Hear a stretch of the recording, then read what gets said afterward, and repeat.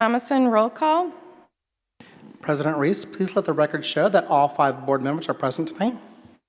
Thank you. We're going to go ahead and have a moment of silence followed by the Pledge of Allegiance.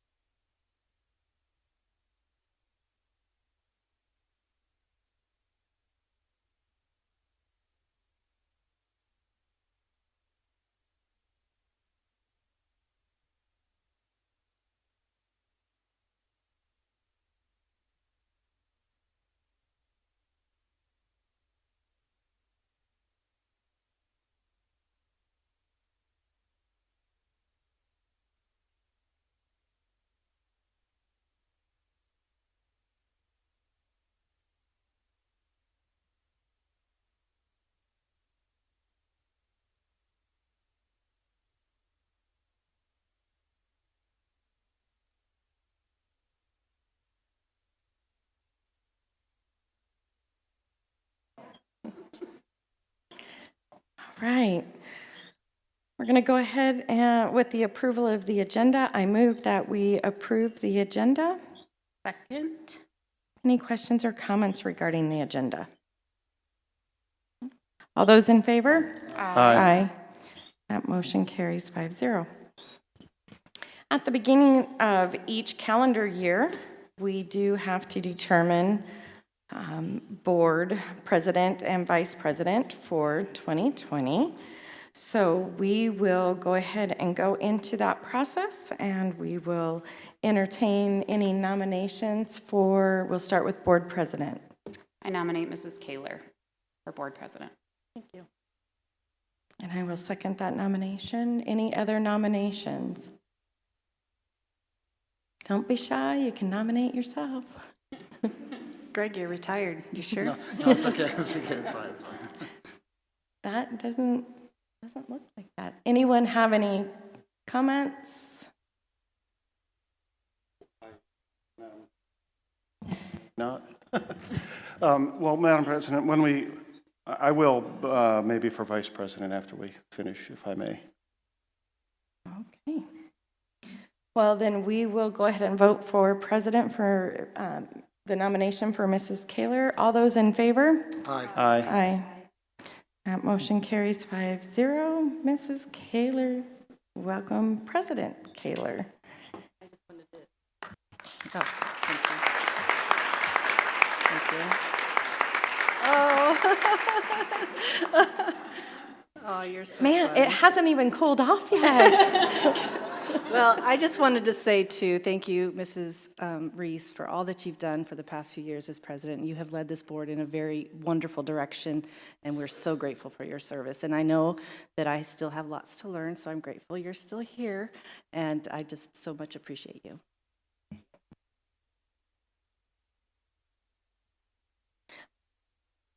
Do you want me to finish this one then? All right, so now we will go on to nominations for vice president. Board President, I'd like to nominate Mrs. Reese for Vice President. I second that motion. Is there any other comments or suggestions? Any other nominations? Well, Mr. Ms. Glover? Wilson, are you interested in being nominated? I can be nominated if you'd like to nominate me, and I Sure. will second it. Yeah, I'll nominate Ms. Wilson for president. I will second that. Okay. Ooh, we'll have a real vote. So, no, we just have a discussion, and is there any other nominations? Okay.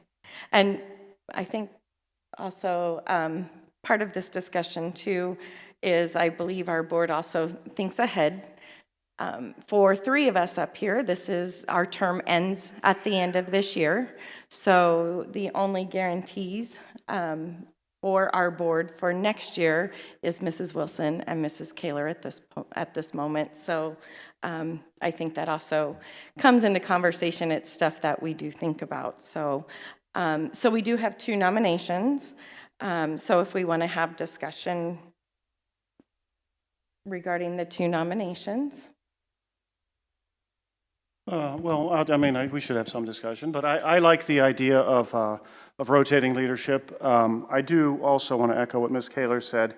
You know, you're the only president I've ever known. So, I thank you for your patience. I think you had to display quite a bit of it as I was learning your guidance and mentoring. And I thank you for, just being a good president. I mean, it's been a good solid couple years.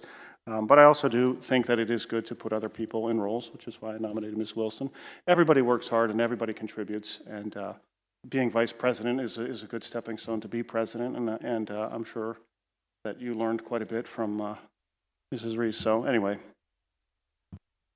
I'll echo as well with how much service you have given our district and just how much I've learned from you, from sitting out there to being up here. And it has been a big change. And we do look ahead, and that's why I nominated Mrs. Kaler. I looked ahead to know that you will probably have an election this year. And I just appreciate all you do and have done. Thank you. Mr. Witovich?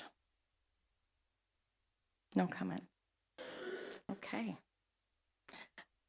Okay, so then we have 2 nominations, and I appreciate all your comments. I do, whether I'm in the role of a board member or vice president, I will be here to help Mrs. Kaler. I have been board president for the last 4 years, and I am very proud to have done so, and I agree.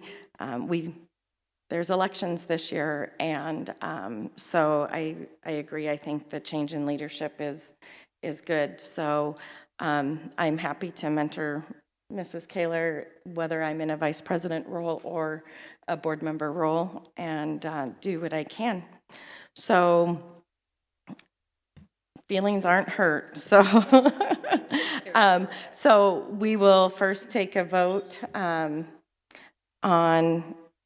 We'll go ahead and vote for Ms. Wilson. So all those in favor of Ms. Wilson? Aye. All those opposed? Nay. And sorry, I'm up here for it too. And I say nay as well. All right, and then all those in favor for me, Mrs. Reese? Aye. Aye. And all those opposed? Aye. Or nay, sorry. Sound very Okay. All right. And that motion will pass 3-2, and so I will be in the role of vice president. So, Mrs. Kaler. Mrs. Kaler, it is yours. So thank you so much, Mrs. Reese, again. And now we are going to move on to our superintendent's report. So Dr. Thomason. President Kaler, members of the board. Tonight we have 2 special schools that we would like to recognize tonight for our points of pride. So at this time, I want to turn it over to Michelle Reese to recognize Chaparral and Coronado Elementary Schools. Mrs. Reese. Thank you, Dr. Thomason, members of the board, President Kaler, Vice President Reese, and of course our community. I'd like to first bring forward our principal over at Chaparral Elementary School, Miss Christine Hansen.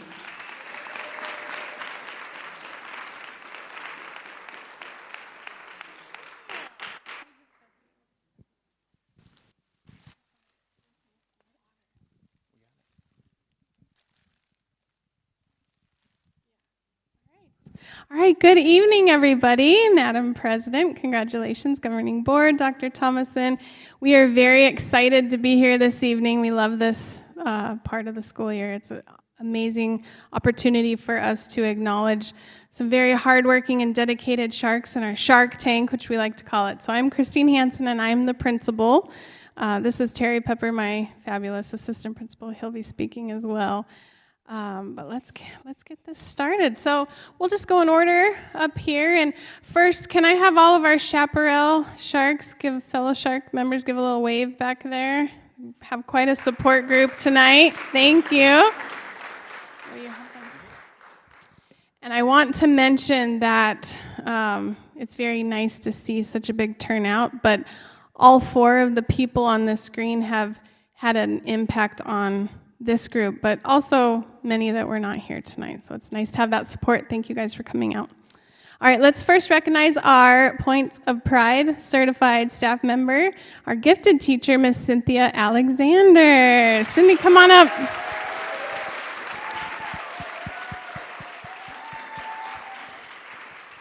And will you give her a bouquet too? Of course. All right, Cindy is amazing. I could stand up here all night, but I know that's not possible. Cindy has, I will first say she bleeds blue and gold, our school colors. She'll be the first to tell you that. And as you can see, which I hate putting her on the spot, she's very emotional. And I'm surprised you're not crying. I love this about her. Anytime she is advocating or speaking about a student, a staff member, a teacher, her admin, her campus as a whole, her passion and dedication clearly shows.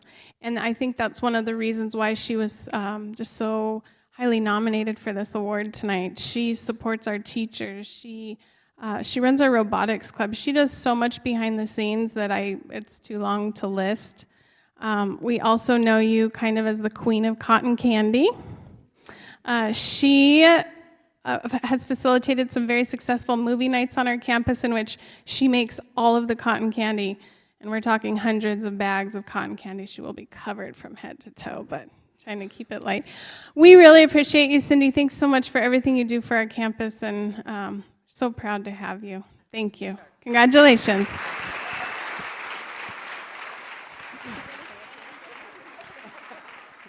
Stay up here. All right, thank you.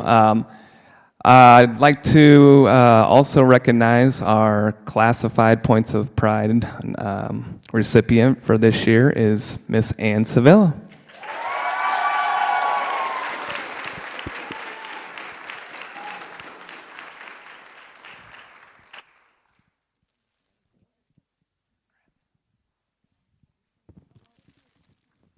So Ann is a paraprofessional on our campus, but all of us know that she does much, much more than that.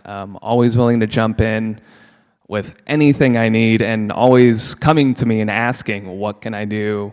Can I jump in somewhere? Whether it's crossing guard or out in the lunchroom or health office or the list goes on and on. So we really appreciate it. She works tirelessly for the students whom she's assigned to and all the students on campus. It feels like Ms. Sevilla knows every student on campus, and they all say hello to her as she's cruising around.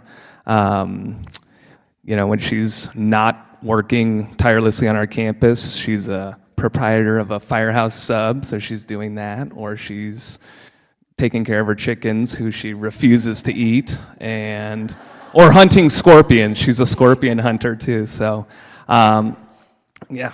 So we appreciate all she does for, again, the Shark Tank, and we're very proud to have you on our campus. Thank you.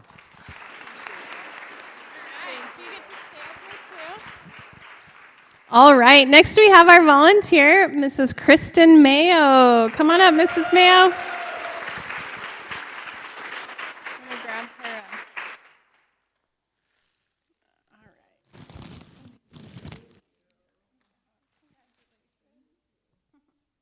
All right, Mrs. Mayo is wonderful. That's why she's here tonight.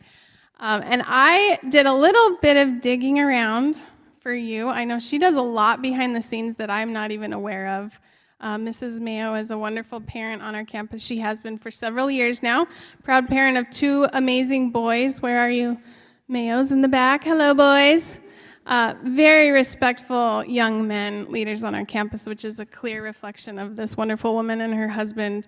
The list is endless with her as well. She has a 6th grader and a 4th grader, but yet she still makes copies for my 3rd grade team. She brings snacks, healthy snacks, to our entire robotics club and classes. I mean, she will just show up at Mrs. Dawson's door, who's a fifth grade teacher, and say, "What can I do for you?" Or, "Here, I found this. I thought this might be helpful to you." So she impacts our school on a much larger scale. She's not just involved in the classrooms in which her students are in. So in addition, she's helped us tremendously. She's helped advocate. She and her husband both have helped advocate to get us a new crosswalk position that's soon to come at Chaparral, much needed. So she's always advocating for student safety. Their family donated a beautiful Palo Verde tree that's on our campus. So just anything and everything she's willing to do. And we truly appreciate you. I can't tell you, my teachers think so highly of you as well. We really appreciate you. Congratulations.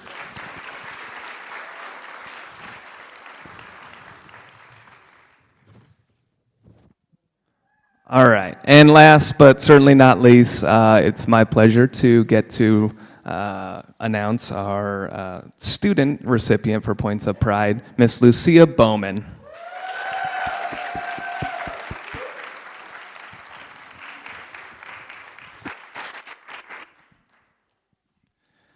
So obviously, she's here, right? So we know, you know, she sets an example and shows her leadership every single day with her academics, but she goes beyond that. She's our student body president. She's active in our Chaparral Best Buddies program.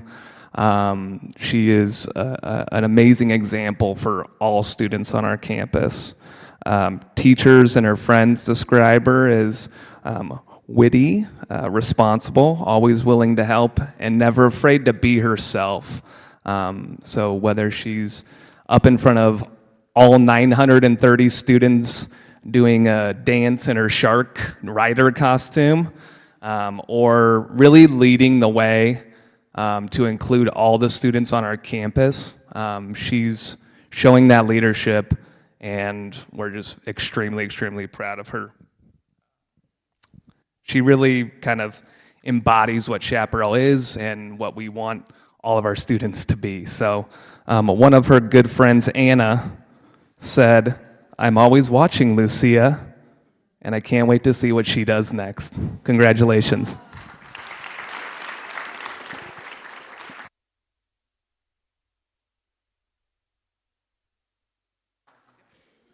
So we're going to give them an opportunity right now to recognize the people that support them and who they've brought tonight. Well, I can't do this job without, first and foremost, my husband, Michael, and then my three beautiful children, Paige, Alyssa, and Andrew, who are here.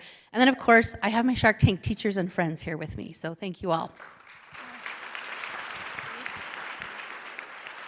I brought along my husband, Randy, my daughter, Lauren, and Lisa.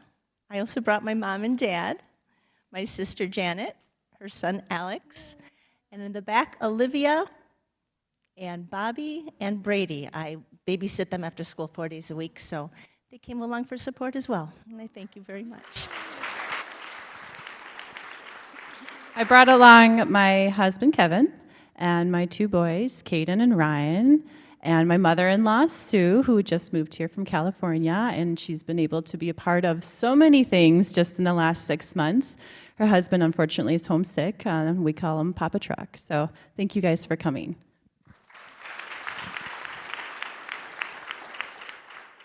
I have my wonderful grandparents, Anna, and the 6th grade team.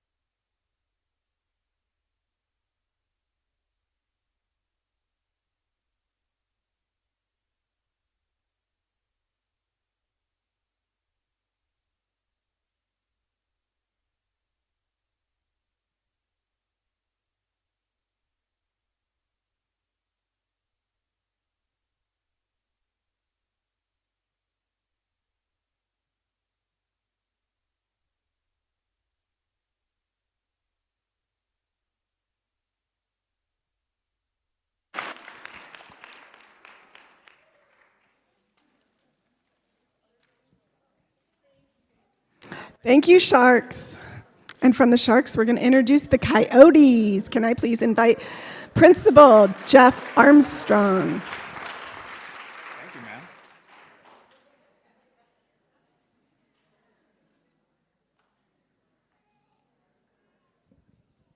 All right. Well, President Kaler, Vice President Reese, Governing Board, Dr. Thomason, thank you very much. My name is Jeff Armstrong. I'm the proud principal of Coronado Elementary. We're going to be recognizing 4 members of the Coyote Nation, but I tried to outdo the Sharks. I really did. But I do want to go ahead and members of the Coyote Nation, raise your hand. Show them that you're here and representing for our teachers, these amazing people. Well, we're going to go ahead and get started. I have up here my amazing assistant principal, Brian Griggs. We're going to go ahead and change it up a little bit. I'm going to be a little different. We're going to start with the reason why we're here, and we're going to recognize our student very first. So here we are. All right, so Caitlin, come on up.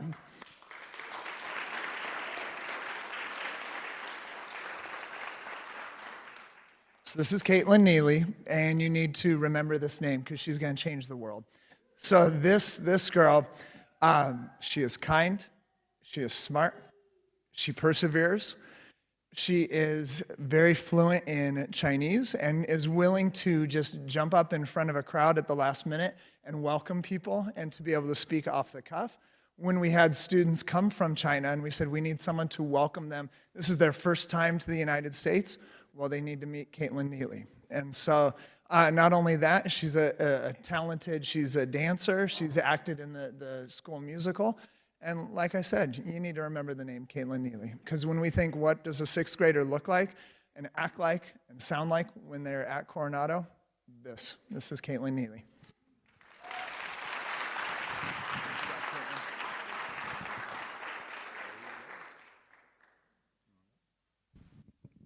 All right, so we are going to recognize the next individual. Will Miss Tiffany Schultz please come on up? Now, just so you know, Tiffany is going to stand up here. She doesn't like me talking about her and how great she is, but I'm going to. Tiffany Schultz is our PTO president, and when I came on board in July, the first thing I did was sit down with her. And immediately, the first words were, whatever you need from me to do what's best for kids came out of her mouth. And the minute she said that, she had me sold. And your vision, your passion, your attitude, as well as running your own business and helping and making sure that Coronado is the place to be, I can't thank you enough for that. You've been amazing, and I appreciate everything you do.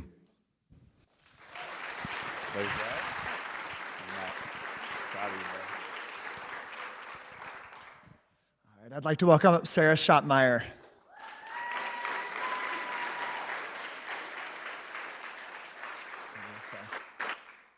So Sarah is our classified staff. She is our library tech. From one book aficionado to another, I love being able to talk about just the current things that the kids are reading. But even more than a lover of books, you love kids, and that it has just in the different roles that you have had at Coronado. She came to us as a paraprofessional.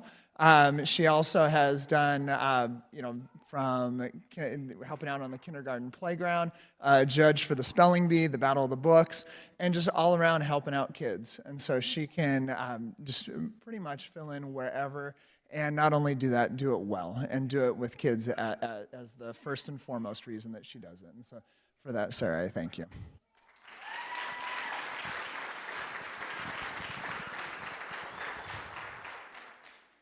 Now, the Sharks have someone who's a little emotional, and this next person, I'm going to bring her on up.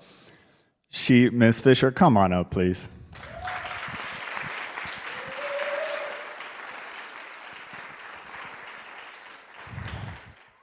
So if she starts to cry, I have tissues.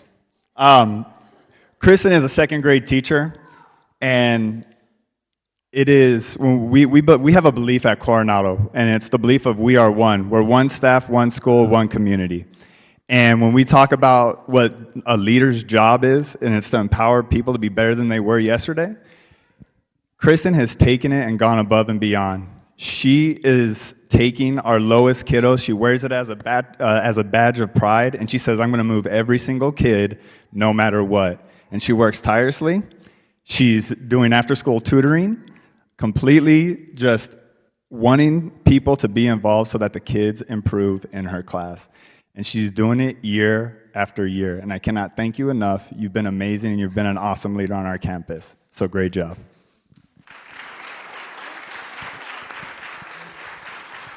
Okay, so we're going to go, I'll give you some time. We're going to go ahead and have them introduce who's here for them. I'd just like to thank my parents and also all my teachers who have helped me.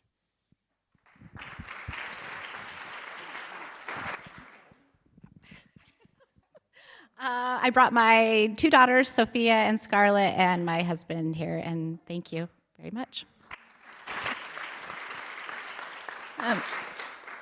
I brought my husband Greg, my daughter Gabby, and my son Joshua, and that's all I can say right now. I'm sorry. I was waiting for this moment. No. I brought Kyle, my new husband, and my mother-in-law, Rhonda, and then honorable mention, my 2 cats, Pickle and Loki, celebrating me at home, and then all of my mentor teacher, Jenna Wagner, who taught me everything I know, and everyone else from Coronado.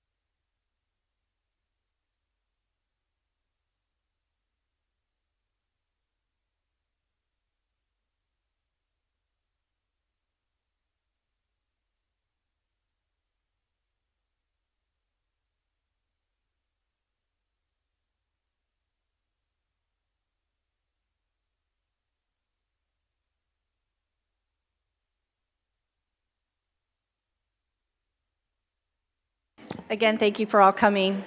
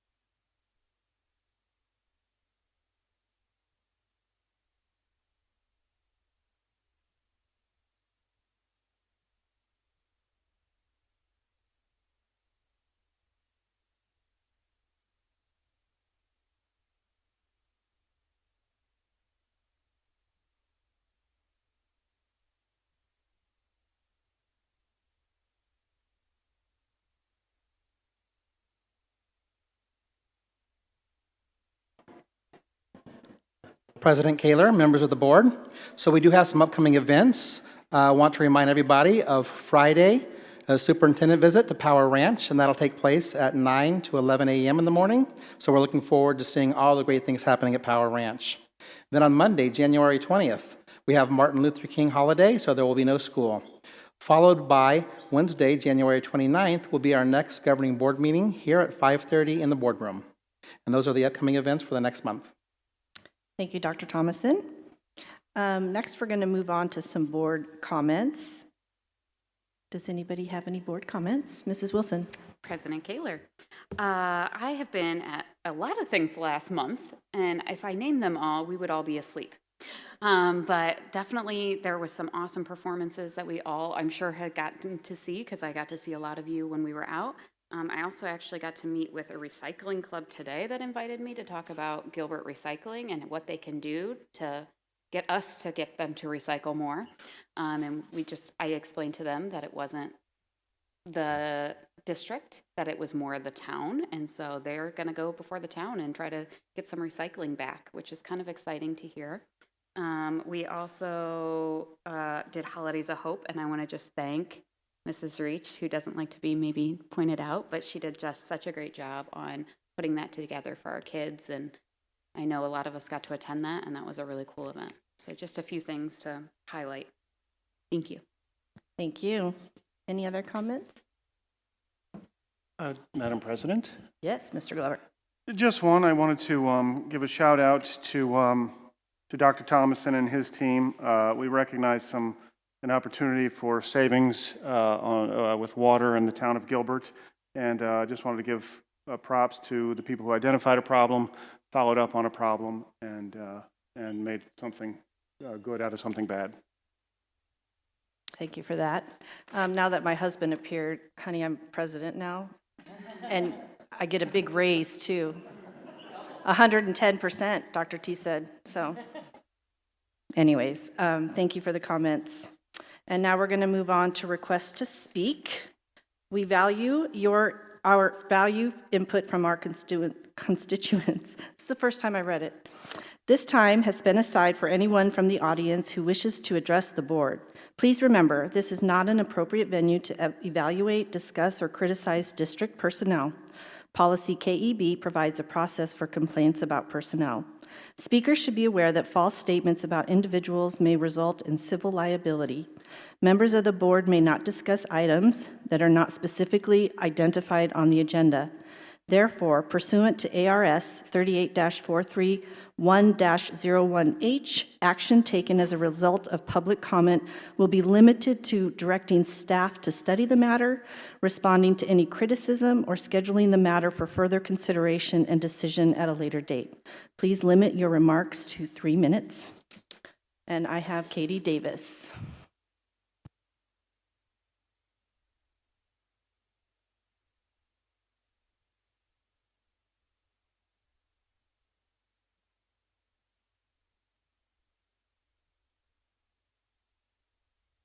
Is it good now? Okay, I'm probably going to cry, so I'm sorry. Okay, so members of the board, cabinet, good evening. My name is Katie Davis, and I have 2 daughters at Higley High. I'm here speaking to you as a mom, not as an employee. Please know that I do love my job and all of the kids, and that's why I'm here to beg for help.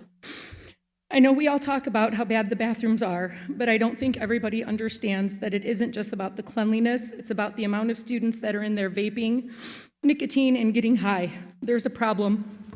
It's a huge problem. To give you a quick rundown of why this is so important to me,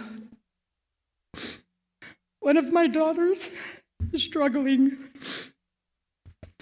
She has an addiction to both nicotine and marijuana.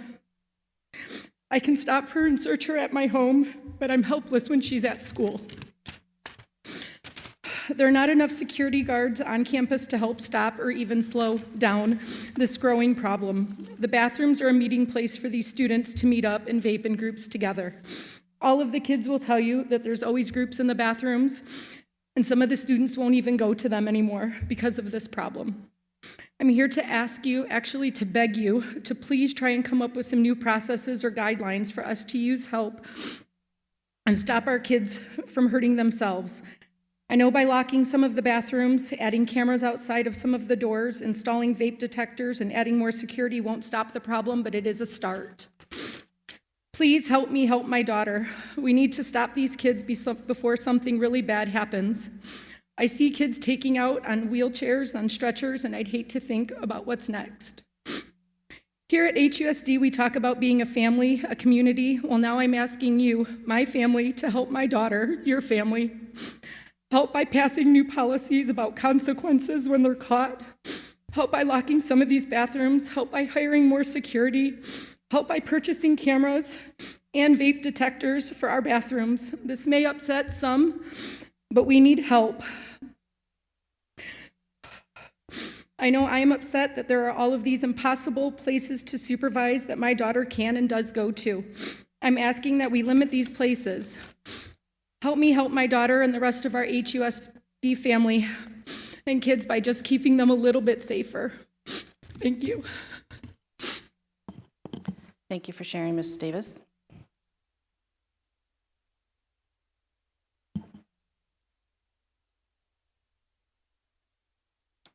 Thank you for sharing your personal life with us. Dr. Thomason, can we ask that we get a report on, I know it's been an ongoing conversation. Can we do some investigations? Let's try and get some information, some numbers, take into account cost, and get a report back to the board between not just both our high schools, but I think we need to include our middle schools as well. Absolutely. Vice President Reese, we will definitely take a look at that, take a look at the numbers and some of the options that were brought up and some costs associated with those options. Also, Dr. Thomason, will there be a conversation with Ms. Davis also as well, please? Absolutely. Thank you. Thank you. Yes, I was going to ask that we also look at some of our policies and procedures when it comes to bathrooms at our high schools and middle schools. It's not the same as quite the elementary, so I would like to, yes, get some more information on what we're doing over at those schools. Thank you again. Okay, we're going to move on to our consent agenda items. I move that we approve consent agenda items 7.1 through 7.14. Support. President Kaler, yes. Can I ask that be amended to approve the consent agenda for 7.7, item number 1 to be removed and to be discussed separately? Do I have a second on that change? Support. I'll second. Okay, so I'd like to have a discussion on 7.7.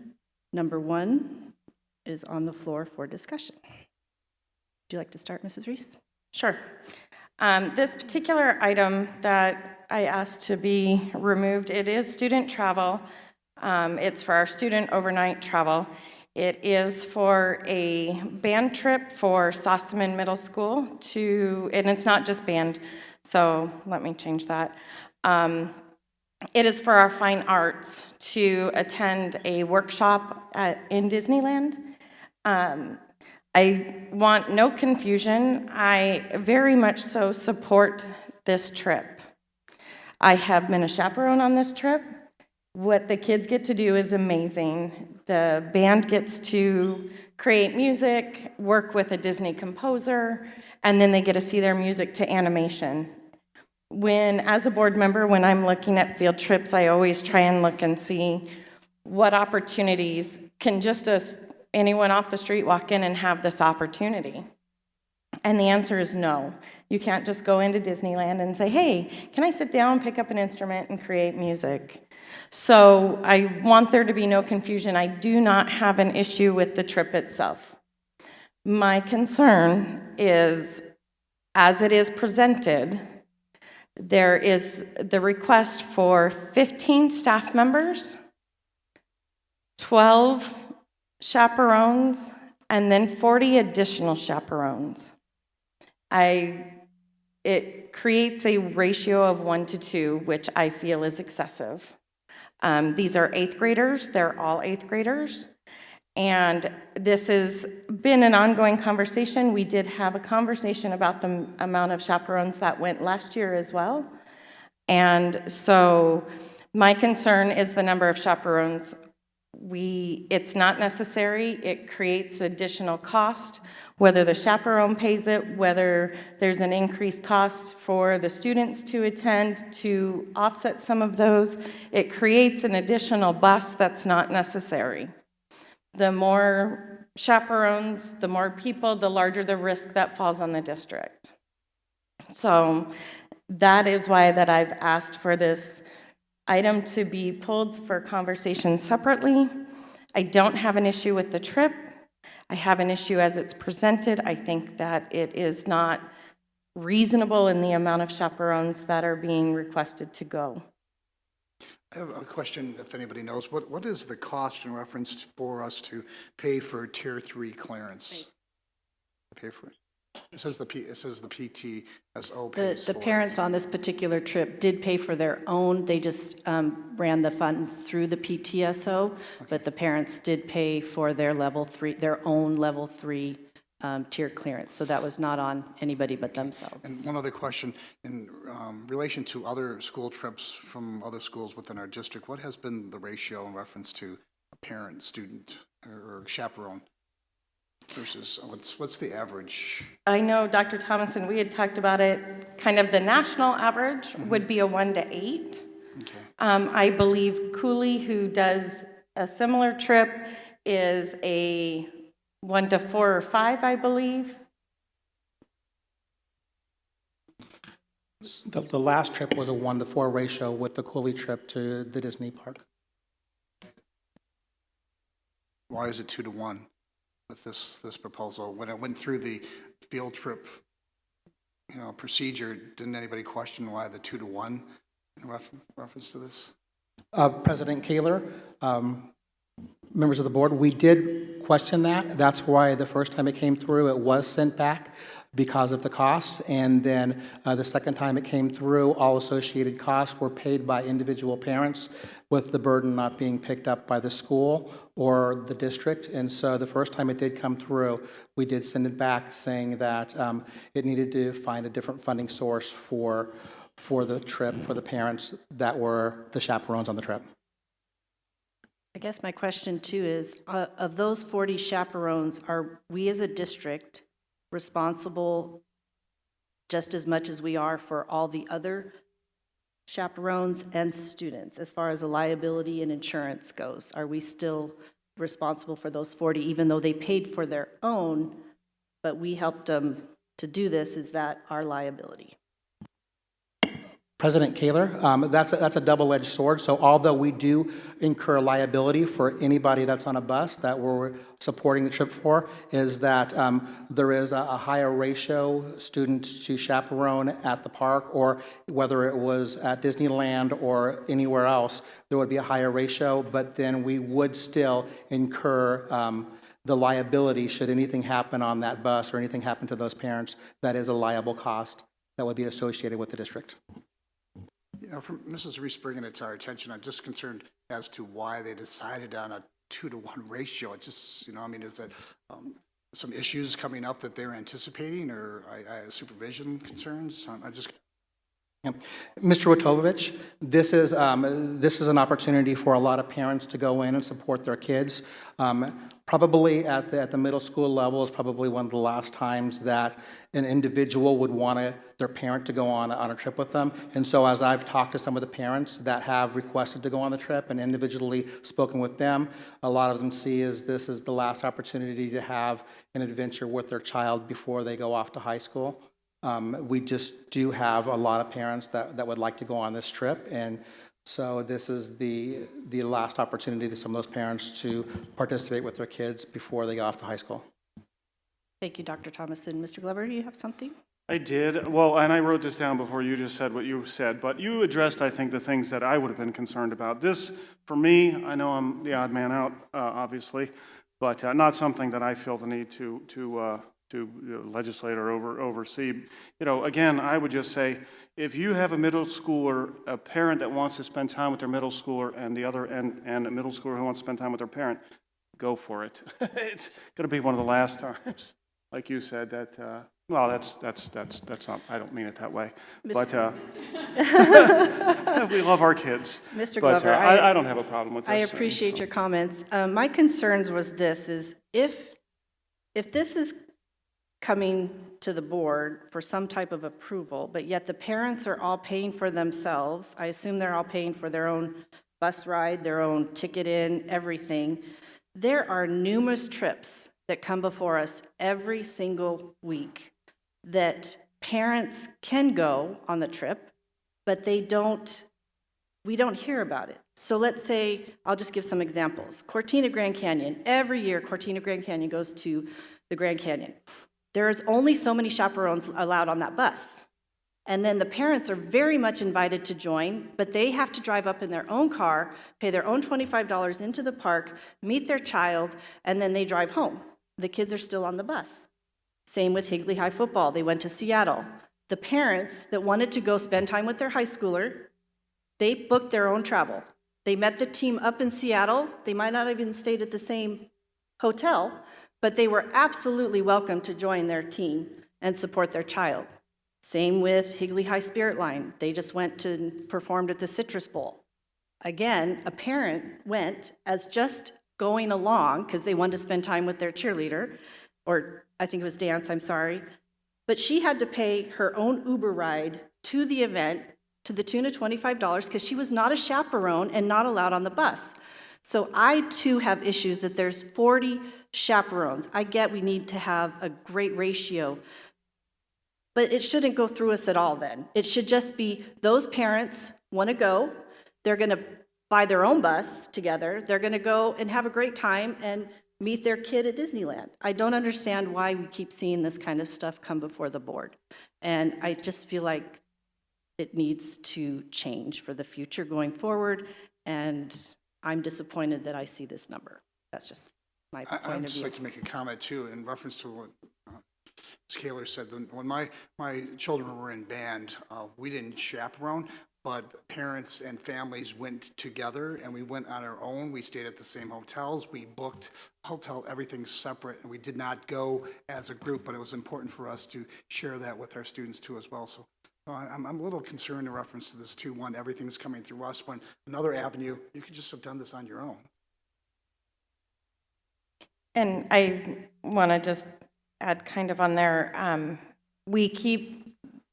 field trips have been an issue. We keep talking about it.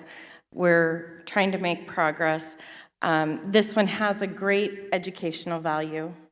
I guess my other concern is that we take some of that value out by just saying, hey, it's a trip to spend with your parent or your kid.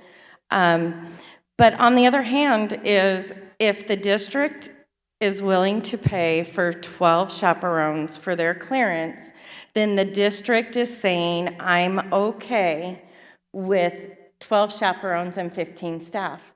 Because as a district, it is our responsibility to ensure that the appropriate number of chaperones are approved and that we pay for their clearance. So if the district is saying we are paying for 12 chaperones and we have 15 staff members going, I read that as the district is comfortable with 12 chaperones and 15 staff members. And then we're just taking on the liability of 40 additional chaperones. And in my opinion, it doesn't matter who is paying for it, but unnecessary cost. And people, as board members, we hear from people all the time. We're always asking for money. We want more. We want this for our classrooms. We need this for our schools. We're always asking for more. And here, even though it's not coming from the district's pocket, it's something that's being allowed. unnecessarily. There's more buses. That's a larger liability for our district, and it's unnecessary. And if our district is saying we're good with 12 chaperones and 15 staff members, and that's what we're willing to pay, then in my opinion, that should be what goes on the trip under the risk of the district. If the others want to go and share that experience with their students, I go and I travel with my kids for their classroom and their school activities. I don't go as a chaperone. I go as a parent to support them and try and enjoy whatever experience they're having with them. So I just have a concern. This field trip was sent back once before and did not come to us.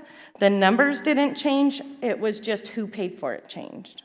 So that's why I asked that this particular item be pulled off.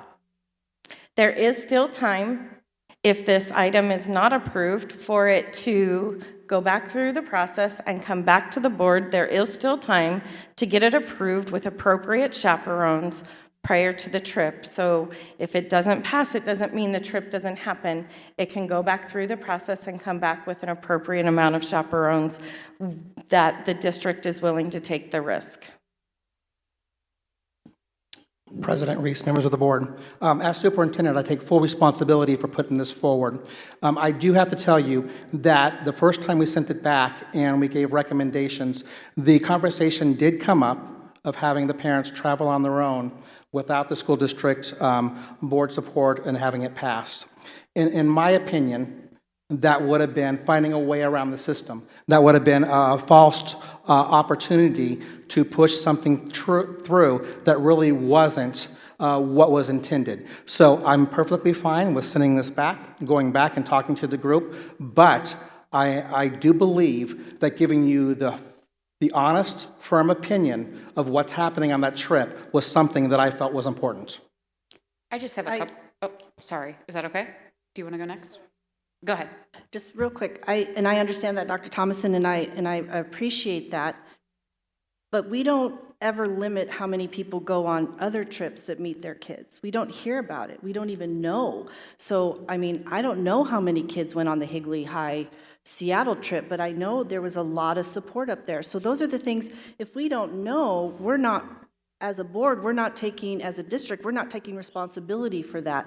And I think this is where I have my issue, is that now we're taking on responsibility for 40 parents that could easily have planned this trip by themselves. So that's probably my issue. Go ahead. Thank you. Is it on now? Okay, thank you. I do have a couple statements, hearing everyone. I have been the parent on a field trip who had to watch over as another parent was standing next to me, trying to control their child as I was the chaperone for their child.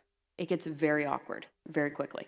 It is not fun because that parent thinks they have control over their child, and you have your 4, first or second graders, and another parent decides to show up at the zoo and wants to take their kid, and you have to be the one to say no, So that becomes very awkward, just in general, if that is the case. I think then we also run into the liability that parent shows up and is not Tier 3 backgrounded and wants to be with their child. Oh, and then little Billy has, little Tommy next to him, and somehow they end up going off, and then we have a struggle there that a parent has now lost. I actually tend to agree with Mr. Glover on this, that if it's the last opportunity you get that your kid really wants you to enjoy, take it, because we don't get a lot of them. But just the Tier 3 thing, it does throw me off, because I have been that parent on the field trip, I believe in first grade, to the zoo, and the parent wanted to tag along, and I had to be the boss and say, no, this kid has to stay with me, and the parent was not happy with me the whole day. And you have to own it, but it does stink. And Mrs. Wilson, I hear you, but these aren't first graders, these are 8th graders. So I'm hoping there's not a control issue, and that the students have to stay with their chaperone, and that is the policy, that is the process. The chaperone is responsible for the student on the trip, not the parent, and that, because it is it's not a matter of the student and the parent just going off and having a great time, there's other students that need to be chaperoned as well. So I hear what you're saying, the little ones, that makes it very hard when the parent shows up. There is that struggle, but this particular trip, we're talking about 8th graders. Yeah, okay, but you're setting, if you're going to set that precedent, then this could apply to first grade trips. It could apply to high school trips. If people are willing to pay their own way and they want to go, I think that's a good problem to have, and I think we shouldn't get in the way. But I'm still kind of confused. I mean, we don't really want to encourage people to do an end around like you're saying. So this, I'm puzzled. I don't want to send the wrong message like, don't bother being a chaperone, but just show up and go anyway. I mean, if you're staying in the same hotel, this is, I would rather know, and I would rather, anyway, I'm in support of this field trip. So that means, Mr. Glover, though, that every trip, then we need to know what every parent is coming on, which is not going to happen, because I know for a fact when we get the Grand Canyon trips, we don't know who other cars go up and meet their children up there. The football, we don't know who went up there. Like, how do we need to take care of our chaperones for sure and support them fully. I'm just not sure that we put the title chaperone on the 40 extra parents that want to come and spend time with their child. I think that's where I'm having the confusion, and just people go on field trips with their kids, whether they are a chaperone or not. That is a given in our district. And they are allowed to tag along with the group under the chaperone. And that happens all the time. So I'm just confused why we are getting this still. I just have a question in reference to the logistics. So you're approving 40 additional parents as chaperones getting the clearance. So are those parents going to just keep tabs on their child and the rest, and then the other 12 chaperones are going to have a larger group of kids to, I mean, this seems to be, you know what, if we say it's 12 chaperones, it's 12 chaperones, and that's what we're going to go with. I mean, because it's just, you're opening up a huge problem here with logistics and who's watching who, and Joey's mom's here, and she's going to take Joey over here, and she's an approved. No, this is the school. We have 12 chaperones, and that's because you're just opening. So we have a motion on the floor. We removed 7.7 item number 1, and that's the one we're going to vote on right now. That's on the floor. So all those in favor? Aye. All those opposed? Nay. That motion does not pass. But as Dr. Reese, but as Mrs. Reese explained, that this, as it is written, did not pass, but it still has plenty of time to return to the board for future vote. So now we're going to go back to original agenda, which was 7.1 through 7.14 minus the 7.7 number 1. And that was already seconded. Is there any other discussion on those items? Yes. Mr. Glover. Yes, thank you, Madam President. I just, item 7.11 is the second read of the evaluation of support staff members. I mentioned it last time, Ms. Martins, and I know you're super busy, but there are really opportunities to simplify some of the evaluations for some of the support staff members, especially in some of our lower paid positions. So I just want to put a bug in your ear to encourage you that if you find the time and have the people, it would be great to simplify that for the principals and for the employees themselves. So that was one item. If you want to respond, you can, Ms. Martins, or you can just smile and I'll go on. Well, interesting you left. Good evening, President Kaler, member of the boards. I just left before coming to this meeting, an evaluation meeting in terms of the certified employees. So what we're working on next, the goal will be next year to focus on some information and looking at the evaluation data for our classified employees. You know, as you said, Mr. Glover, the district's got a lot going on in many different areas. We're all busy in our own ways, and just not a focus for this year, but certainly something that we know we need to address in the future.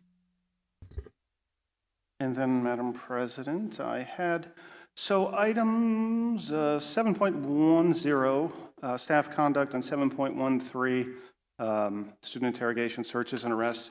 I just wanted to mention to everybody and to our administrators, there was an article, a lengthy article in the Arizona Republic, 4 parts about not our school district, another school district, where teachers and administrators, in my humble opinion, there was a miscarriage of justice, and teachers and administrators really failed to do the right thing. And that is, when you see something or hear something, report it. We all know this as teachers. So you know that if somebody comes to you, even if it's not plausible or really, but you have to report it up the chain and let justice take its course. And a real miscarriage of justice in Chandler, but a good reminder to all of us that it is our duty to report, and we are here to protect kids, and these policies just support that. So I just thought that was worth mentioning, and this was an opportunity to do that. Thank you. Thank you, Mr. Glover. Any other discussion? All those in favor? Aye. Aye. Aye. Motion carries. All right, we're going to move on to our action and information items. Are there any questions for our Mr. Holland for our financial report for November and December?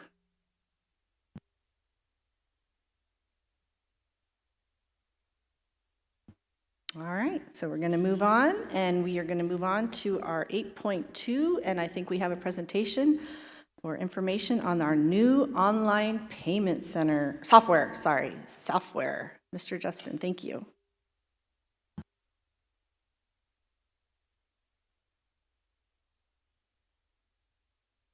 Good evening, President Kaler, Vice President Reese, members of the board, Dr. Thomason, cabinet members, Higley staff, and community. Yes, I'm very excited to be here tonight. This has been a long time coming, which we'll talk about, but there's a lot of information to cover here, and so we're going to jump right on in and show you what we've been working on.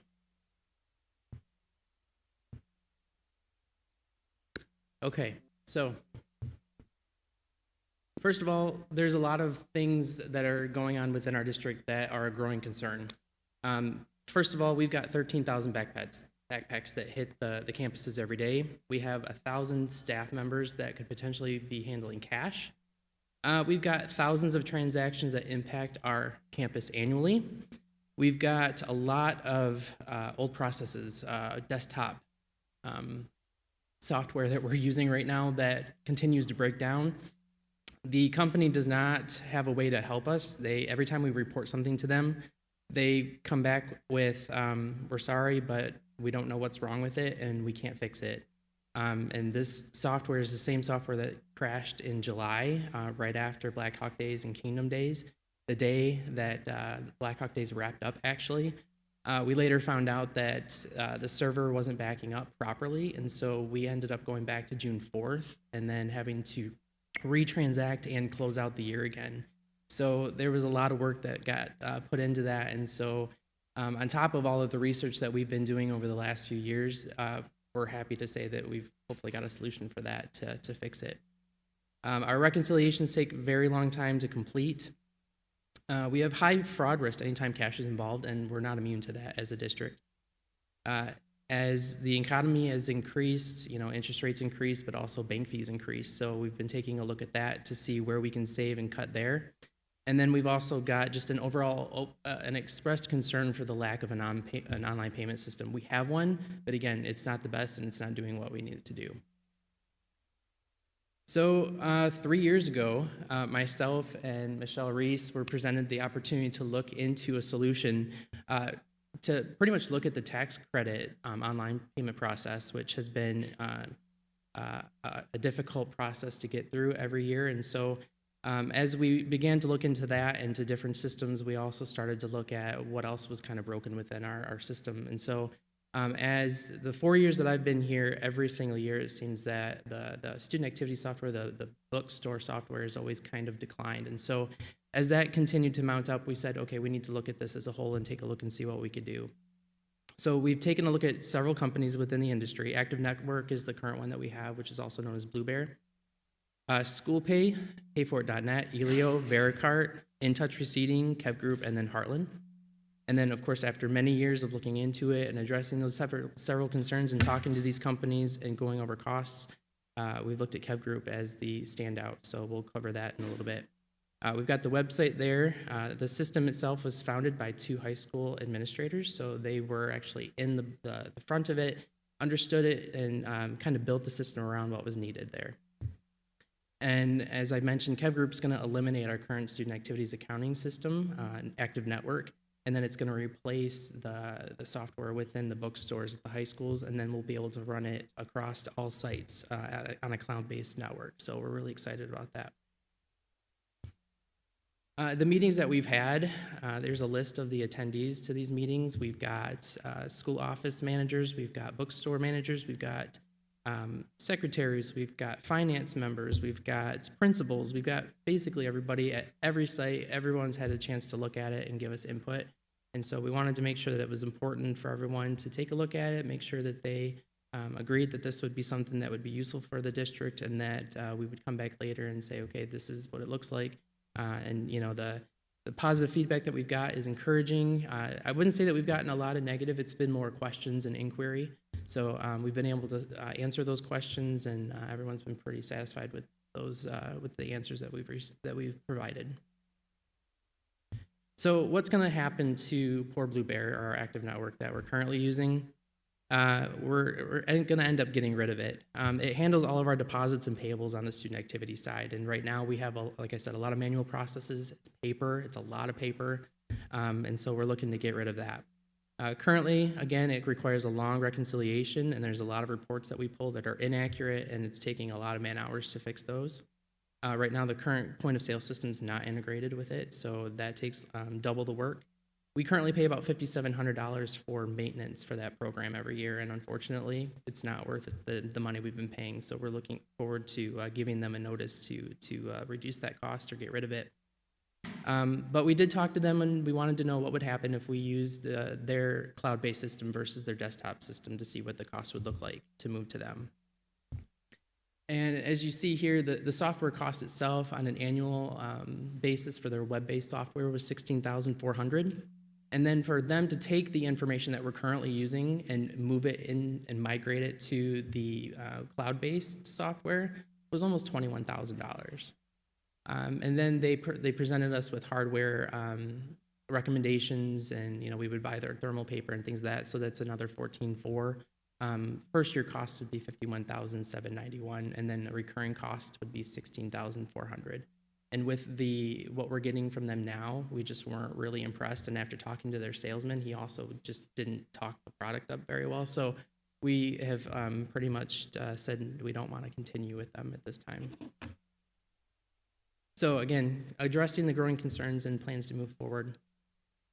Looking at the report to the nation's global fraud study, over 23 industries studied, education experiences the 6th highest amount of fraud instances. The number one, or the leading reason for a lot of that, is the corruption. But the other 5 industries are listed there: banking and financial services industry, manufacturing, government and public administration, healthcare, and retail. So we're pretty up high on the list. And anytime, again, when you involve cash, you've got an easy way to take money from anybody. So by reducing the elements that drive fraud, pressure, rationalization, opportunity, we hope that by implementing this, we can protect our public funds. So here are just a few headlines just within the last few years, some of them nationwide, and then of course one here in Arizona, where there's been instances of money being taken from different funds. So you've got $44,000 from student activities, where the bookkeeper receipted cash and posted the transactions, but claims never taking them or seeing them, or that the funds were never missing. So it's a he said, she said type of thing. And then here in the state of Arizona, we had a attendance clerk that was assigned to take payments for parking permits, and she embezzled 151 of those payments. So according to the Goldwater Institute out of Phoenix here, over the last 20 years, the Arizona Auditor General has documented fraud involving taxpayer money in school personnel in 21 districts. That's approximately 10% of school districts here in the state. And after adjusting for inflation, it's nearly $26 million that have been misused. The total losses are equivalent to the salaries of nearly 540 Arizona teachers earning the state's average pay in the year 2017. It's a lot of money. So the district's got to have a strong financial oversight. Fraud is not always limited to one incident, which you're going to see here in a minute. And then we've got to be aware of the creative spending habits that are going on. So this appendix here, which was included in that report that I just mentioned, details the different districts that have had fraud, embezzlement, theft involved within their district. You'll see that there are several districts listed more than once, and there's some very large dollar amounts listed there as well. So we definitely do not want to end up on that list. Can I just say thank you that we're not on that list to all? So the reasons to add an online system are additional security measures, embezzlement, theft, fraud, and of course misuse of funds. So how are we going to address those concerns? We want to update old systems. We want to review and change our internal controls as needed. We're going to look at reducing costs in other areas. We want to remove cash from our schools. We want to provide ongoing staff training. We want to be innovators here at Higley. And it's all going to start with Kev Group. So analyzing the financial statements and the bank statements and all of that, all of these things that you see here listed, the checks deposited, we get charged for every bill the bank touches, every check that they process, whether it's drawn on them or it's drawn on another institution. We get charged for taking it to the bank. We get charged when it gets picked up by our armored car service. So there's a lot of different fees that we incur by using the bank, but it's also something that we can't avoid.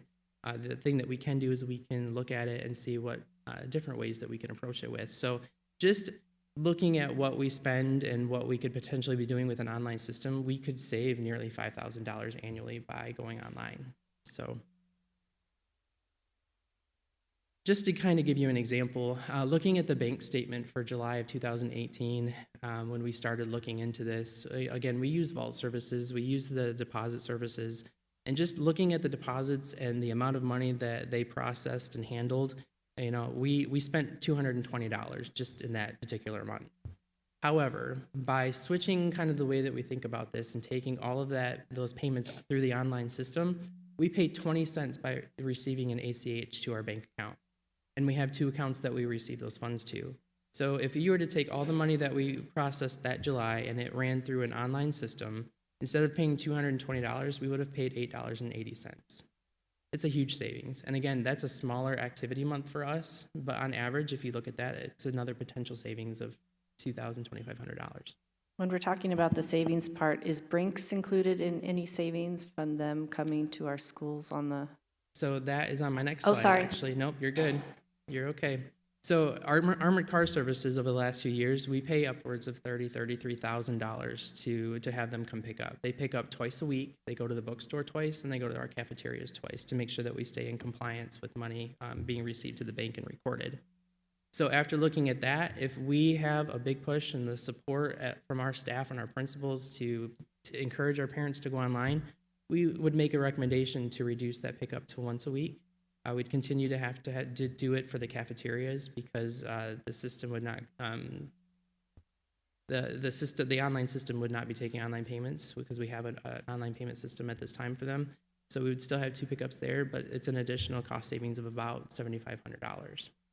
So overall, after looking at the bank savings, the armored car savings, bank services savings, and then not paying for the active network maintenance anymore, we're looking at about $20,000 in reduced costs just there alone. So how is an online payment going to help us? We're going to have real-time data. We do not have real-time data right now. In terms of the lengthy time it takes for us to process this stuff, sometimes it could be 4 to 6 weeks before we actually get it into the system. So when we've got questions about how much they have to spend in different departments or sites, we have to look at what they currently have and what we have to post, which again is a little bit longer. It takes time to get that information for them, but now we're going to have real-time data with the system, so that's very exciting for us. If anyone's going to make a payment online, or if they come to the site to make a payment, we're going to have an electronic receipt and footprint that we can automatically look up for all payments taken on site, so that's helpful for us. Increased efficiency. This is huge for our teachers and for our site staff. We're not going to be asking teachers to take payments in class when we can have parents go out and make these payments online. So the teachers aren't going to have to be writing receipts and keeping track of that. We can have reports pulled very easily that can track all of that for them. Fee management. It's very easy to make payments online, but it's also going to be very easy for parents to request a refund online. It goes through a queue process. We review it, make sure that they didn't, participate in the activity they're looking to get a refund for. They can request it, and we can process it very easily for them. And then also parent communication. So if we've got parents or students that have field trips that are coming up, we can push email communications out to them to say, hey, you've got this field trip coming up. You can go online, hear the instructions on how you make that payment. So the community benefits, many different options to pay. So you can pay by credit card, debit card, e-check, but preloaded funds is another great option. So the way that they explained it to us is that if we've got students that say are gonna attend a football game, but mom and dad didn't leave them money, we've got access to preloaded funds that parents could put on there and say they've got a $20 balance. Okay, you want to attend the football game? We'll take the ticket price from there, and you can go ahead and go on inside without having to pay cash or anything like that. So that's exciting for us as well. Convenience. Parents love the ability to have a choice to make payments directly online or at the school, anytime, anywhere. They'll be able to do it online or on a phone app, so that's great. We'll have online records. We're really excited about that because right now we're doing a lot of that also by hand and by number order and all of that. Staying organized. Online notifications, again, sent to parents so that they can see what's going on, and they'll be able to do it for all their kids at all the sites. I have 4 kids within the district. I'm going to have 1 at the high school, 1 at the middle school, and I'll be able to pay all the fees for all of those kids all at one time. So, yay. It's also safe. Kev Group also pushes, you don't want to send your kid to school with a check or cash. You never know if it really makes it there, if it's going to get to the right spot. So instead of doing that, they'll be able to go online and make those payments. Again, it's an on-site payment. We'll be able to still take payments on site. It's not just going to be necessarily online. If parents aren't necessarily comfortable with that process, they can still go to the bookstore. They can still go to the Mediatek to make those payments. That's not an issue. SIS integration, student information software. We currently do a lot at the beginning of the year to get schedules and students into our software for Black Hawk and Kingdom Days. I know that by the time they get schedules done and by the time we get it in there and get fees pushed out, it is a long week. This talks to it, and it's going to update every 24 hours. And so every time a student gets put in there, it's going to be sent and updated to our bookstore managers.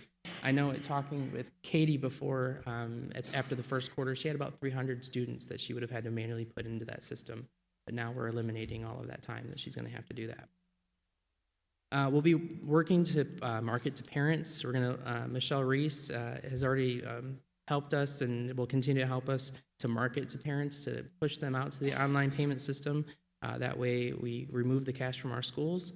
And then the Kev Group also offers 24 hours, 7 day a week, 365 a year support, so that if a parent has issues getting into our website, they'll be able to call them and get help. It won't be us that's taking the phone calls. So that's great for us as well. So what have we been working on? Effective internal controls. We want to make sure that we're compliant with our separation of duties and have physical safeguards in place. Internal audits of our current practices to make sure that we make suggestions to improve. Support from leadership. We've been out talking to principals and asking them, please make sure, if you have questions that you ask, and that we're going to really need help to get this pushed out. We've talked to a director of business services from other schools that have implemented this system over the years, and they said if you don't have support from your administrative staff, it can be hard to get it pushed out. And so we've talked to them, and we've got a lot of support, and they're pretty excited about it too. Training. We're going to offer ongoing training, but then the Kev Group also offers training. So if we've got new staff that come on, we can send them out to training that they provide. It shows them how to use the system, and then obviously we'll integrate with how we do things. But at least when it comes to getting the system looked at, they offer that as well.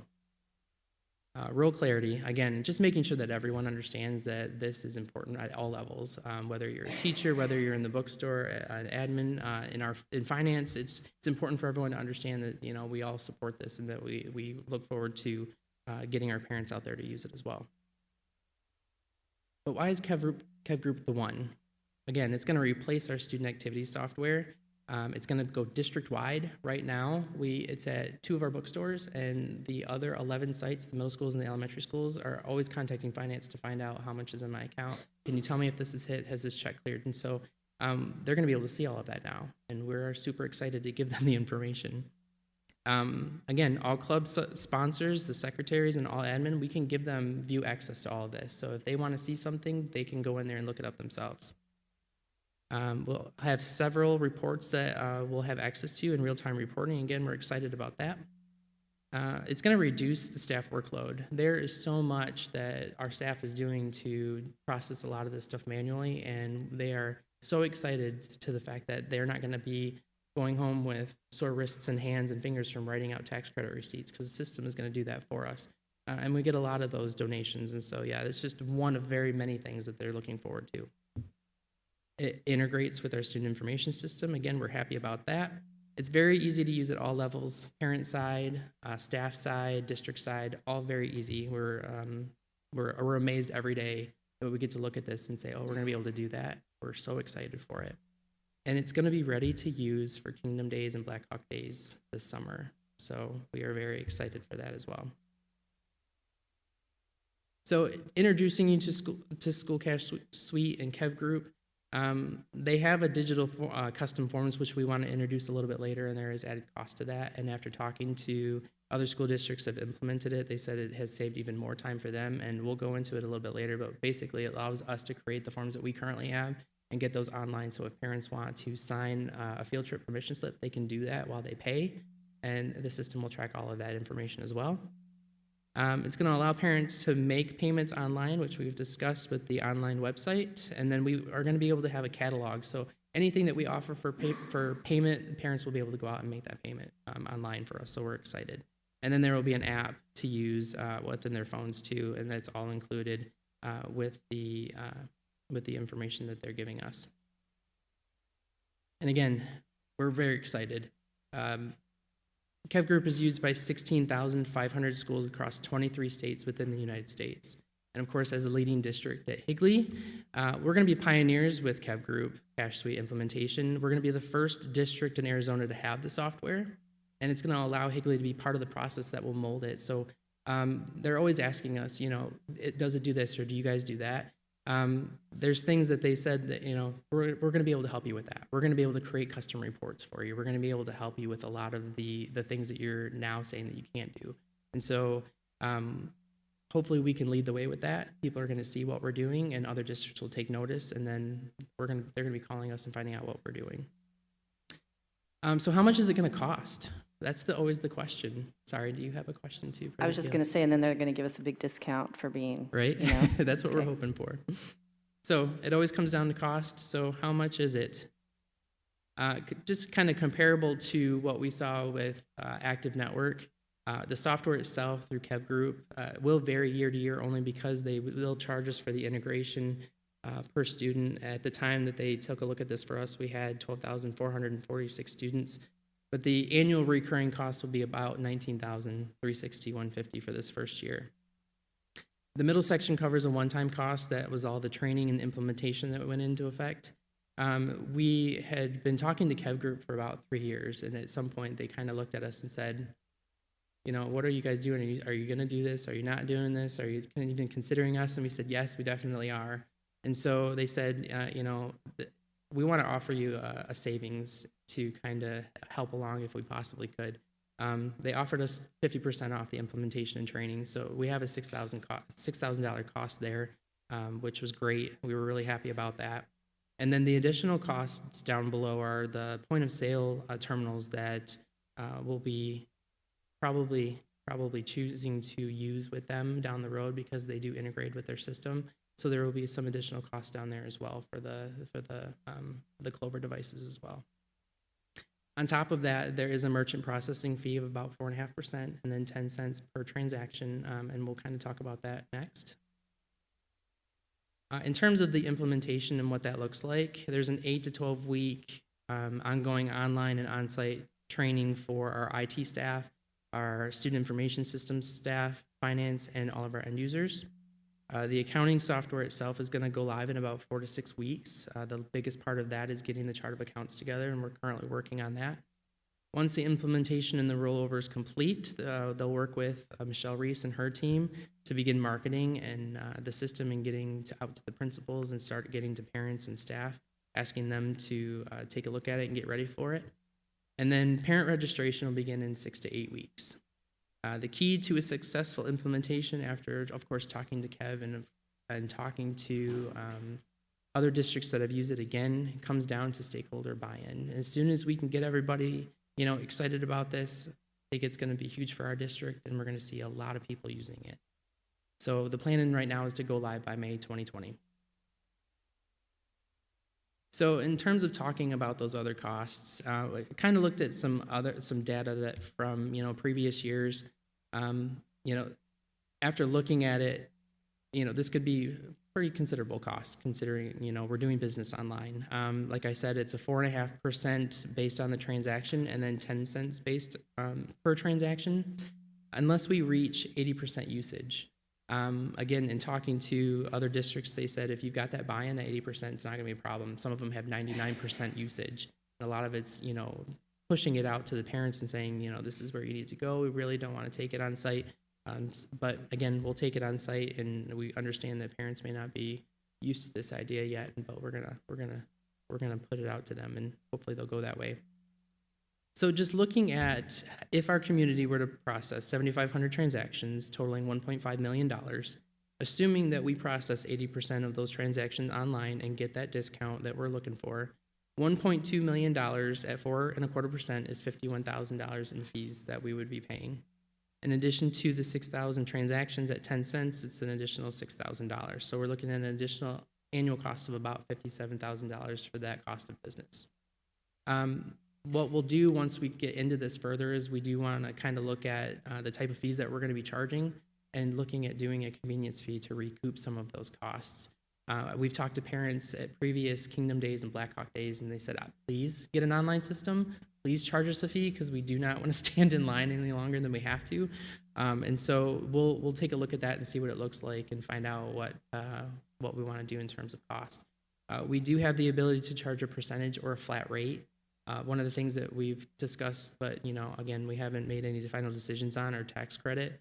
You're looking at 4.5%. Those transactions do cost quite a bit, but it's also money that they're giving us, and so to charge them an outstanding fee, that's something that kind of goes against what I kind of feel like we should be doing.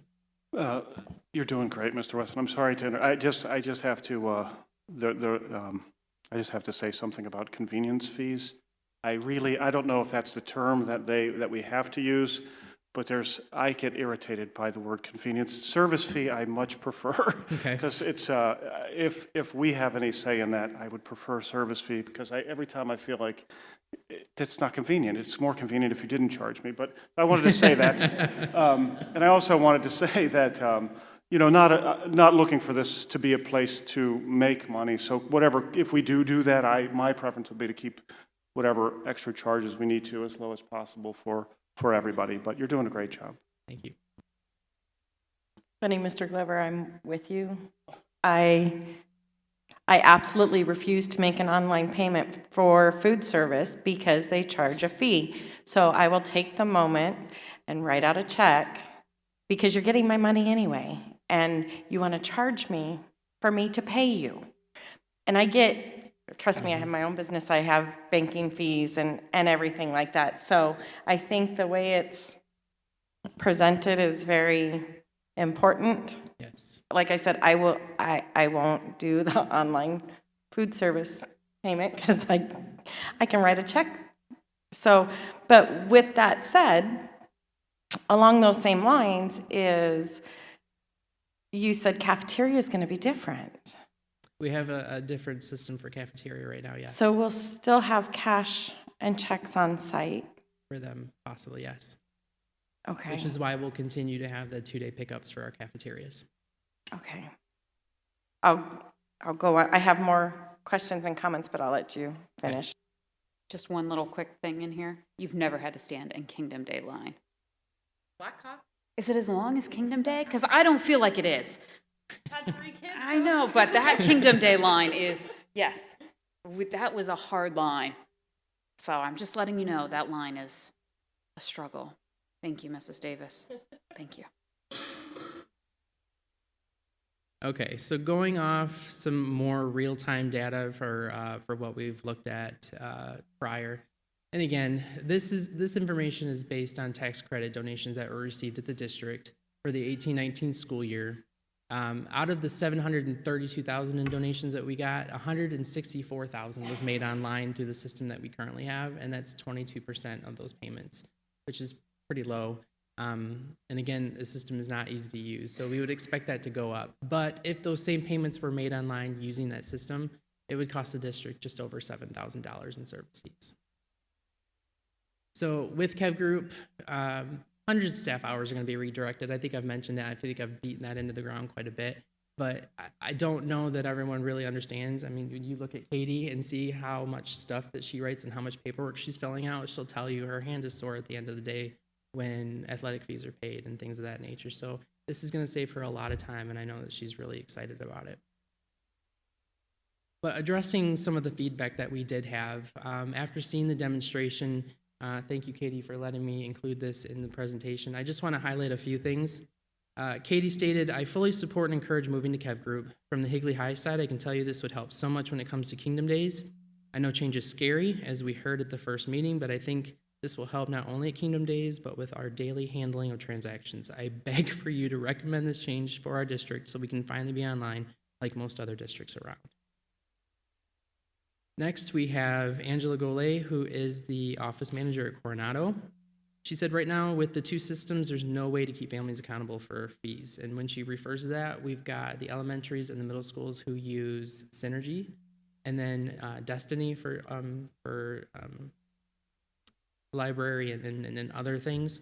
And then when they get to the bookstore at the high school level, those fees don't necessarily follow them, and so they're sending reports back and forth to each other to to enter those into the students so that they do follow. Whereas this system is it's just gonna follow them all the way through. So. And on that same note, so if a child doesn't return a book at the middle school, is it taken care of then at the middle school, or is it going to follow, but it's just all in the computer If it's system? not taken care of at the middle school, it will follow them to the high school. Okay, but there's more of a chance of collecting the money than at the middle school? And Yes. not? 'Cause Because we will in the previous, I'm not sure if we were even collecting at all at the middle school for books that maybe We were a not little bit, I know, low. because we've had questions about that too. And when this discussion came up, it was like, well, is the information going to be available, or is it going to be, we have to move it? It's going to follow them right along. So great.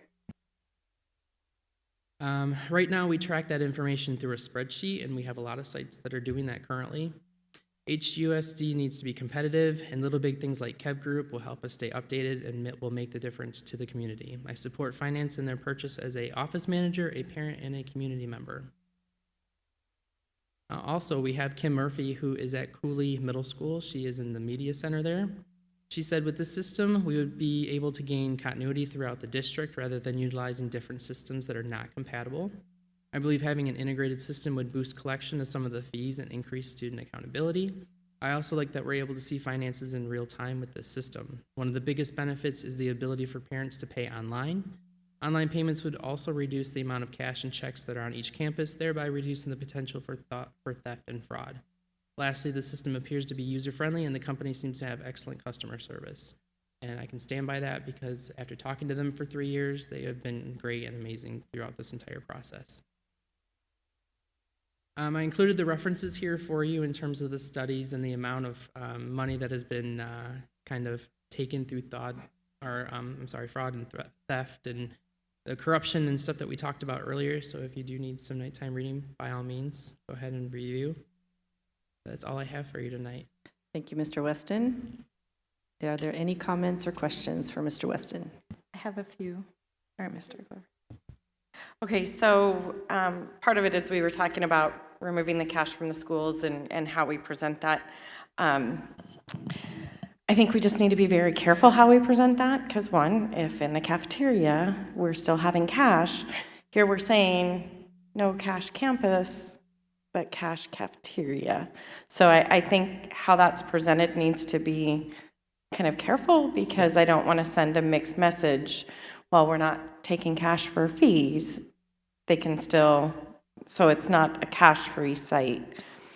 But with that being said, there are people who don't have access to bank accounts. And they get a physical paycheck and they go to Walmart, pay a fee, cash their check, and pay things out of cash. So if we're going to go to this option, what happens with them? They still have the option to go to the site.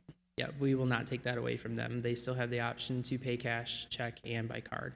Okay, so while we're going to be, I guess, promoting our preference of pay by card online, preferably, or we're not going to say we will not take cash, or we will not take. Yeah, we won't. Okay. We won't, yeah, that message we won't be putting across. Okay, and then, I mean, looking through this, don't get me wrong, obviously this costs more, but we have better benefits with it. So, was there any negotiation on those transaction fees? Because actually 4.2% is pretty high. Some of the other quotes that we did receive, or some of the other conversations that we had with other companies, it ranged anywhere between 3.5 to 4.99. Because Visa, MasterCard, it's a 3% transaction fee for those cards. Mm-hmm. And it can go up to 3.5 if it's a reward card. They just charge more because it costs the banks to pay out whatever the rewards are. But that's an awfully high transaction fee with a per transaction amount too. Usually it is an amount or a percentage, whichever's higher. It's usually not both. Yeah, the first few times that we've talked to Kev Group, they had structured their pay scale, or their scale a little bit differently. So they charged more upfront, and then they charged less on the percentage side. And then when other companies started going with, okay, well, we'll charge you less for the upfront costs to get going, and then we're going to charge you more. So they've raised the interest in that aspect. But again, they're doing more that some of the other companies aren't doing. They're moving the cash for us. They are providing online support for us. They're providing, 24 hours, 7 day a week, 365 day support for us. And so they're recouping some of their costs on the backside with that interest increase. But we have to pay those fees in addition to paying a higher premium for those same services. I mean, yeah, and looking at the other companies, like I said, it ranges anywhere from about 3.5 up to 4.99%, just depending on what they do for you. So yeah, for us, it was kind of right in the middle. Okay. Those are negotiable, though.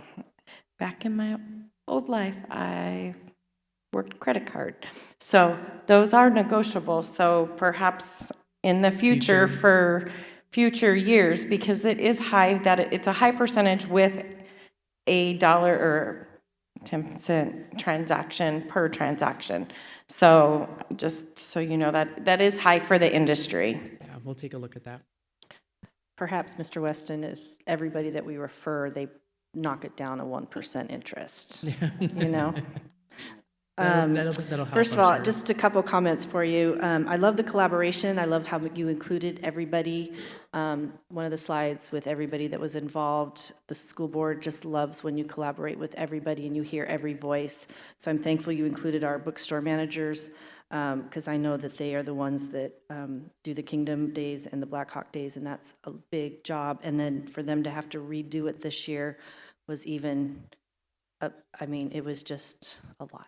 So thank you for that. Is our IT all set up and ready to go to support this system? The great thing is that they are going to have to do very little with this. And so all of this cloud-based software is going to be housed through Kev Group. So it's offsite. It's nothing they're not going to have servers like we do now. They're supporting the active network software. So it's going to be very minimal impact to our IT department. Great. And I think those were my comments. Mr. Glover? Oh, thank you. Well, okay, thank you. I'll be brief. Mr. Weston, I want to thank you for staying late and presenting this to us. You did a very thorough job. And I also want to thank you. You've mentioned it a number of times, looking out for the staff who do the work with you. And we appreciate that, and I think Higley appreciates that, and our employees appreciate that. There was a slide on there that had all the people that were involved. You could, I assume you're going to maybe email them or send them a message. you could send them my thanks and appreciation for all the work and the years going into talking about this and making it happen, and my best wishes for a successful implementation, please. Thank you. Mrs. Wilson? I just had one quick thing. I know you said that you can like load their account so then they can pay for things. Can we just make it very clear on what they can and cannot pay for? Because I know a lot of times parents do get angry. Oh, I thought they could pay for X, Y, and Z, and then it wasn't. Oh, I thought we could move money from their lunch account over there. So just, that was my one quick comment, to make sure that we make it very clear what they can pay for, you know, what events they can pay for, what they can't pay for, et cetera, because I know that gets confusing sometimes. Yeah, I think that the preload feature is going to be a little bit more, it'll require a little bit more explanation, so we'll make sure that we take care of that. Yeah, just be very like thorough on what the list is, because Okay. I know that might come back and hurt us if we aren't thorough. But thank you so much. I echo Mr. Glover on just sending that whole committee our thanks from the whole board, I think. Because I know 3 years is a long time to wait on a decision. Thank you. Well, thanks to President. KEB Group that was so patient with us, too. President Kaler? Oh. I have a comment. One of the things that Justin went over very, very quickly, that didn't elaborate too much, is that when Blue Bear crashed, right, in finance, you have 3 staff people who have worked hundreds of hours trying to rebuild this and put this system, put everything back into the system. That is now already having problems again and is broken again. So going to this new system, with everything being able to be online and in real time, is going to be a huge benefit for us. It will, our accounts receivable individual, I worry about her every day because she's drowning in all of the manual work. Because in doing all of this, everything is manual in processing, filling out spreadsheets that are 10,000 miles long, right? And the amount of additional work that is has been required of them. And they're still working on trying to put it all back together. So Well, and I'm I'm really sure- excited. Oh, go ahead. I'm just saying, I'm really excited about actually finding a system now that's going to work with all and meet all of our needs. Currently, Blue Bear does not have any interface with our Visions, which is our financial system. KEV Group will, right? And so that will be huge. We have an issue that Justin was talking about. It takes 4, 6, sometimes 8 weeks for money to get posted to the count, to all of the clubs, get it to the treasurer's office. And even the treasurer's office has gone on us this year and said, hey, you guys really need to get your deposits to be more timely because it's taking too long. And so this will help alleviate a lot of that as well. And then it will also free up staff to be able to do other things. So thank you for that. Yes, I was going to reiterate that paying staff to redo a job that was already done once is not cost effective for anybody, nor do they appreciate that. Also, I was thinking that for even our graduation fees, like having that real time that those kids are paid and up to date, like boom, they're done, they're ready, and they'll go walk the stage. I'm sure that that too will be helpful. So, any other comments or questions? Thank you, Mr. Weston, Thank and you. good luck.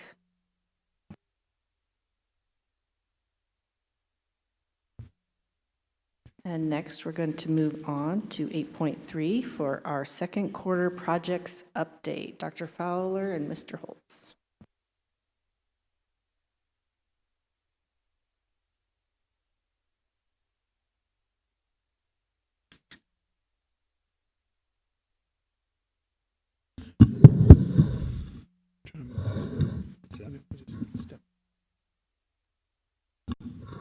President Kaler, members of the board, Superintendent Thomason, and Cabinet, happy to report to you this evening, provide you with a mid-project review. Happy to be joined by Mr. Van Buholtz, our Director of Maintenance, and just a chance to share kind of where we're at with some things that we have that are going on in the district. First of all, we're going to start with projects that are in progress, and all of these we hope to have completed by June, but these are projects in the work. First of all, I want to talk about Coronado Elementary School. We included at the top a reference. The SFB, State Facilities Board, has committed almost $3 million to this project, and the remainder of the pieces that weren't covered by the state, $402,900, that will help us to complete this. That's the process of the exterior paint, which is almost complete, a new updated color scheme, the front landscaping being regraded, also the change in the layout. We've added additional sidewalk space for parent drop-off and pickup, which I personally have witnessed has been a welcome change and an improvement there, as well as just bringing more efficient landscaping to the front, improved drainage, and the roofing that's still in progress. If you go by Coronado, you'll see that the underlayment's been nearing completion, and the new metal roofing is in progress. The other project that we've been working on is Santan Elementary. Once again, I think you've all seen where the roof has been taken off and dried in. Exterior landscapes, we'll see a lot of that change along with the paint in the next couple of months, especially over spring break. We'll see a lot of action go on site. The flat roofs on both of those buildings have been worked on and rebuilt, as well as new skylights going in. So total water intrusion has been a major focus here. Also, moving the vegetation landscape away from the buildings will really help. That's one of the big problems that we have with high moisture in the floors. If you test the floors near the walls, you get high moisture content, which is really bad for a building. So we're pushing that back out and drying it up. Just real quick on the Santan one, I see those guys out there working with their little lights on their helmets because they're working at night to not disrupt the school day. And they all have lights on their helmets. And anyway, it's pretty funny to see them out there working. They have a lot of lights, but they all have little helmets. So, yes. Also at Santan, we have redone the stage, including the stairs, and then it's finished concrete. The population of that school continues to grow, and so we're looking for more usable space, and we've just felt that the way that space was constituted needed an upgrade, and so we've been able to do that. Happy with the look of that. You'll see the new stairs and that polished concrete. Is there currently a class meeting up there? I know some of the Well, especially after school activities. Yeah, that's what I that meet assume. up There's there. currently probably a class meeting there after school or something. Yeah, and you can close the curtain and use that as another space, so it's welcomed. Next one is Higley High School. I don't know if any of you have seen the track. Looks really great. We've resurfaced that. Striping was today, so I think it's completed. Invite you guys to go out and take a look at that. We've also been rekeying the campus locks, and then we'll upgrade the exterior doors with sounding alarms to help keep the security and kids inside. As far as continuing on the track, as far as the execution of this particular project, we were able to hit some economies of scale. Typically, most tracks are done in the summer, and with the help of Dr. Thomason and his leadership, we found a window and kind of went for it, and were able to hit it during the winter break, and probably saved us hundreds of thousands of dollars by getting it done this summer. Now, Mother Nature didn't completely cooperate with us, but it only set us back about 6 days, and so thankfully, Aaron Dilly cooperated and helped us out with a couple soccer games. We feel bad, but it's completely done, and actually they played last night on the field, and as Mr. Buholt said, that was the painting was completed today. Also, another bond project that's in the works. As you know, we have sand volleyball, and we've added that to our high schools. We've had an inequity in that Higley's had a sand volleyball court, and so we're working at getting Winniesfield up to speed with that. This project is in the works, and it has been done by our own crew. And by keeping it in-house, I mean, actually, the lowest bid that we had, we're still $15,000 below that, but there were some bids out there when we reached out that were in the multiple $100,000 range to complete that. So very proud of the work that our crew does and under Mr. Buholt's leadership. And so we're at the place now where we'll be setting the nets in concrete, and then the sand I don't know if it's Oceanside or where they're getting the sand from, but one of the beaches, I'm just teasing, but from California will be coming and having that ready to go here soon and adding to what they're able to offer at that campus as well. We're excited about those improvements. We're going to have California surfing and wave running and now beach volleyball. Yeah. I mean, Look out. California falls off the face of the earth. We're golden. We're good. Beachfront. Higley Center Performing Arts, we've seen quite a change lately. Hopefully you guys have noticed that. We've updated the earth tone palette from blue to a shade of gray. The rest of the campus will be completed. They're working evenings and weekends, so next few weeks we'll see that done.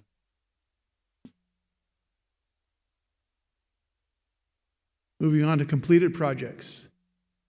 The mini split in the Performing Arts Center was just needed to be replaced, and so that work was just completed over the break. We did that under bond because that facility is not a fee facility. Otherwise, we would have wrote a small grant. Williamsfield High School, we just finished the weight room addition, equipment and all is still coming in and being set up, but welcome you guys to come out and take a tour of the facility. Very beautiful. And that's the only piece that we're waiting on is the install of the weight equipment, and we're waiting for that date sometime this month, and then we will have an official grand opening. I'm working with Mr. Stengel and the builder, Waltz Construction, who did an excellent job on this, and so we will certainly have an open house and invite people there. So you haven't missed anything. We're going to have the big ribbon cutting and official opening, but we're just not quite ready for that. So we'll send you a save the date as soon as we're ready to go there with that. Sorry, before you move on, I was just talking to Dr. Thomason before, and I know that when we had, when we met with the seniors over the past couple of years, they were talking to us about particularly kids in the theater, and that some of the rooms had been juggled around, and I just mentioned to him, and I just want to mention to you that with all the new spaces being built at Williamsfield High, it might be a good idea maybe to at least talk to Mr. Tannenbaum and just revisit and make sure that everybody's in the right spaces and that all the groups have sort of a fair shot at the use. Because I think some of the areas are not in the original rooms that were built for them. And I'm not saying go back. I'm just saying it might be a good time to have a conversation as things are being moved around and juggled in the field house. Yes, and stay tuned as we go on today. We'll have a little bit more that maybe even addresses what you're getting to. One of the things, a couple of our schools that were built by Cork Construction, which was Cooley Middle School and the Bridges, we had some off grading that they came in over break and they corrected it to keep the water from intruding in. So in this picture and then in the next picture, it shows how they came in and regraded and resloped. So as you visit schools, you can really pick that up and see it, and we're good. And we thank Corps for stepping up, and even with it being out of warranty, they still came in and did this work for us. Also, another skill that Mr. Buholtz and our grounds crew have added to their repertoire is the addition of replacing wood chips with the rubberized chips. And this is a process that started actually at Gateway Point. And I believe it's been 4 years now that we've instituted that there. And now we've been working our way through the district. Centennial earlier in the year, and I think you saw that in an earlier presentation. Power Ranch was just completed, and we're moving on to Chaparral, which will be our next school. And so we're excited that we're able to have a more efficient, aesthetically pleasing, and one that lasts a lot longer than we've had with the wood. And so we're engaging in that process and adding to our skill set and able to do this work by our own people. It's just the product that we purchased through Wholesale Floors, which has been helpful. Over at Cooley Middle School, school was ADA compliant, but we did add an additional ADA compliant pathway. This year we had a wheelchair-bound student, which is also a bus student, arrive, and having the bus out front of the school really created some congestion. So we ended up pouring this path for him in-house, and it's really alleviated a lot of issues. Also at Chaparral, we added an additional sidewalk as well to assist with some area of travel there. That was in addition to all the adjacent ways work that was done, so we just wanted to include that. That was work that was completed since the school year began. Over at Higley, traditionally, I know you saw in our last report that we did some adjacent way work there. We completed the project. And what's nice is this front area is really the entryway into the campus for a lot of people, and it turned out really nice. So. Also under future projects, one that I know Winsfield community is very excited about. It's Musco lighting, and that's through urban energy. And so we're looking at just under $700,000 to bring the Field of Dreams, if you would say that, but the lighting to the softball and baseball field, and so the opportunity to play night games, which is a big deal for our varsity players especially. And so we're excited about that. That process is in the works, and season starts soon, so we're working diligently on that. And I'll stay on this one too. As we talk about additional modifications to Waynesville, bringing their athletic facilities up to a standard that would be comparable to Higley High. We have a picture of where the new field house is proposed to go, which is in the parking lot behind and around that existing building.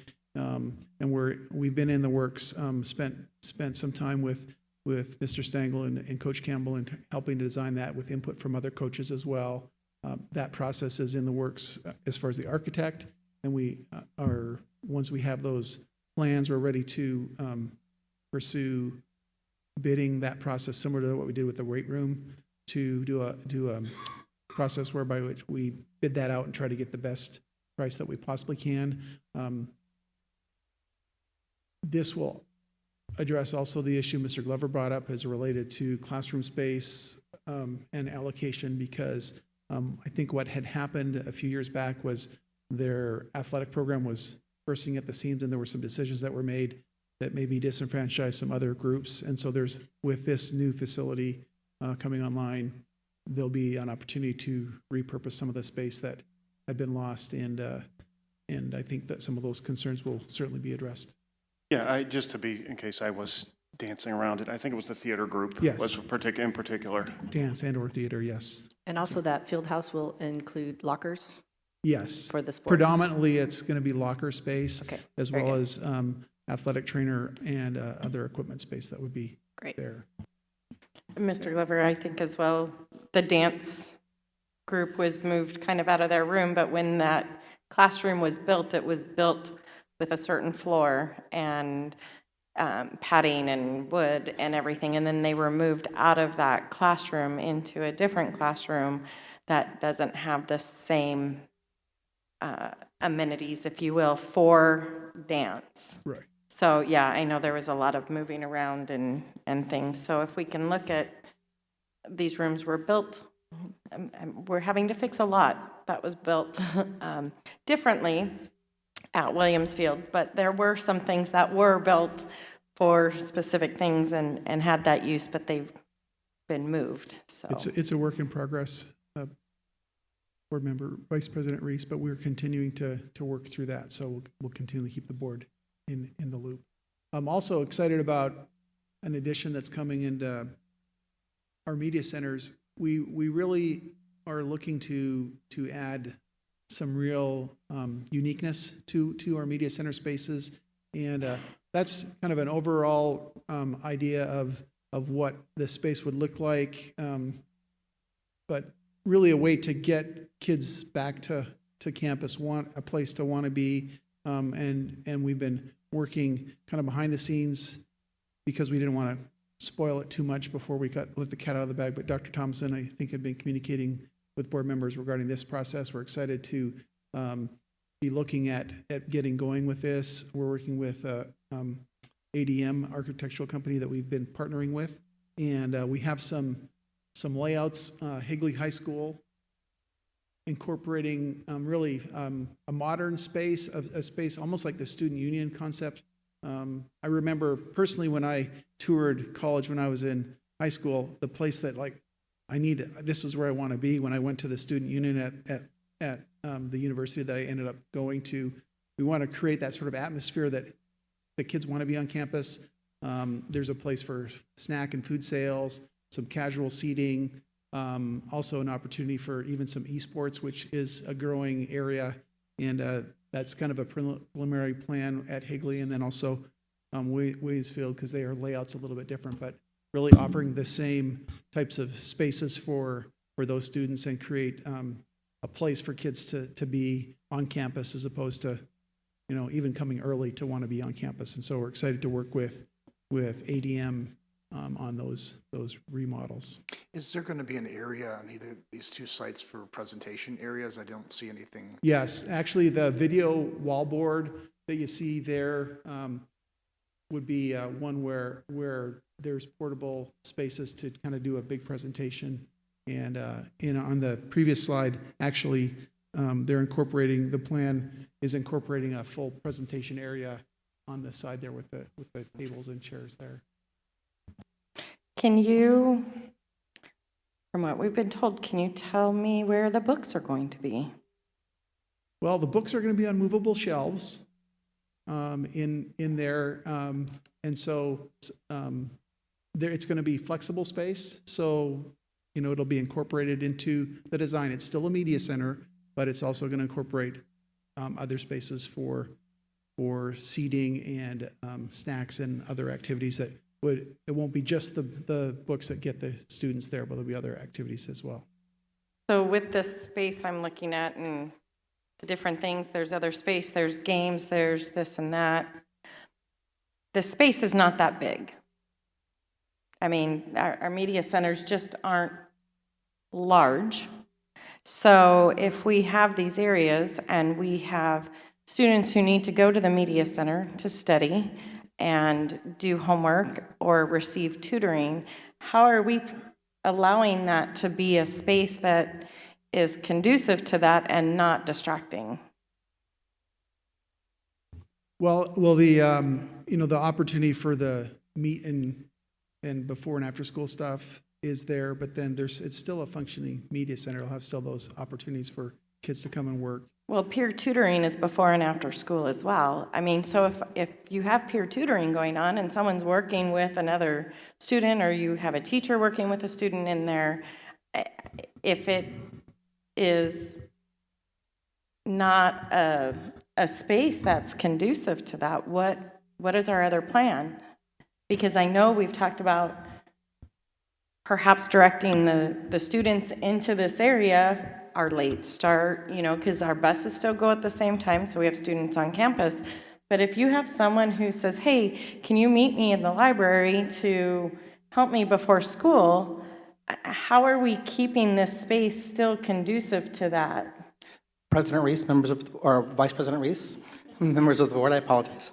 We do have in the new media spaces, there are collaboration rooms, and so individuals or small groups can meet 6 to 8 students and use a collaboration room. We still have even more seating in the media centers than we did in the past, and so there'll be plenty of opportunities for students to get away into a quiet room should they want to be separated from the peers that are more noisy or that something's happening. So both the media centers at Williamsfield and Higley High School will have collaboration rooms.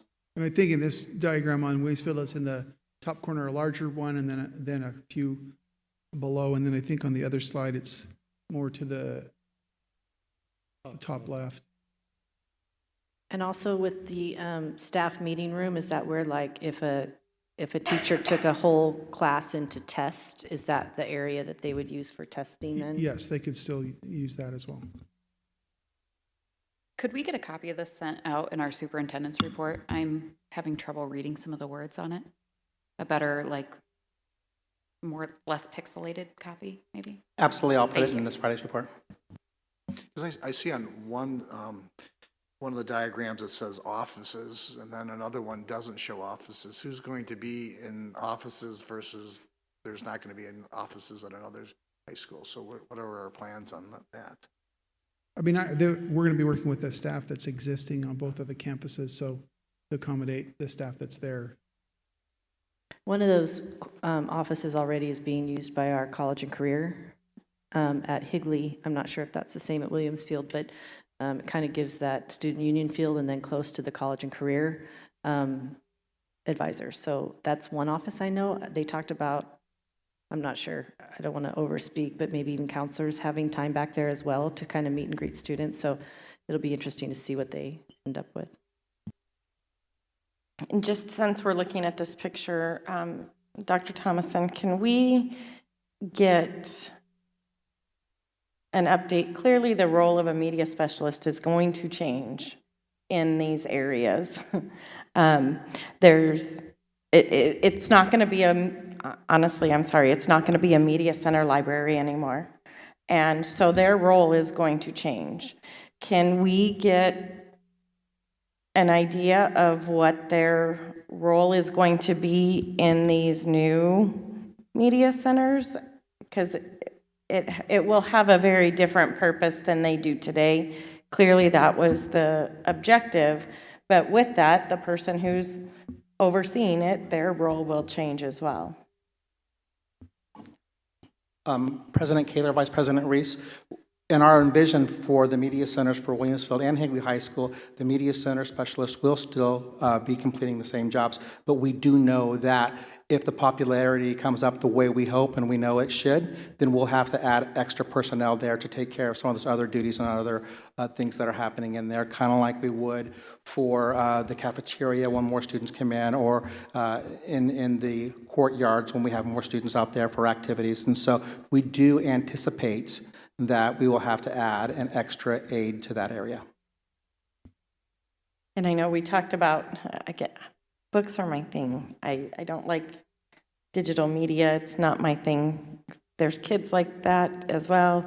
I know that it's future, but I know you and I have had this conversation, is to ensure that we have the number of books we're required to have, because by law, we have to have a library, we have to have books.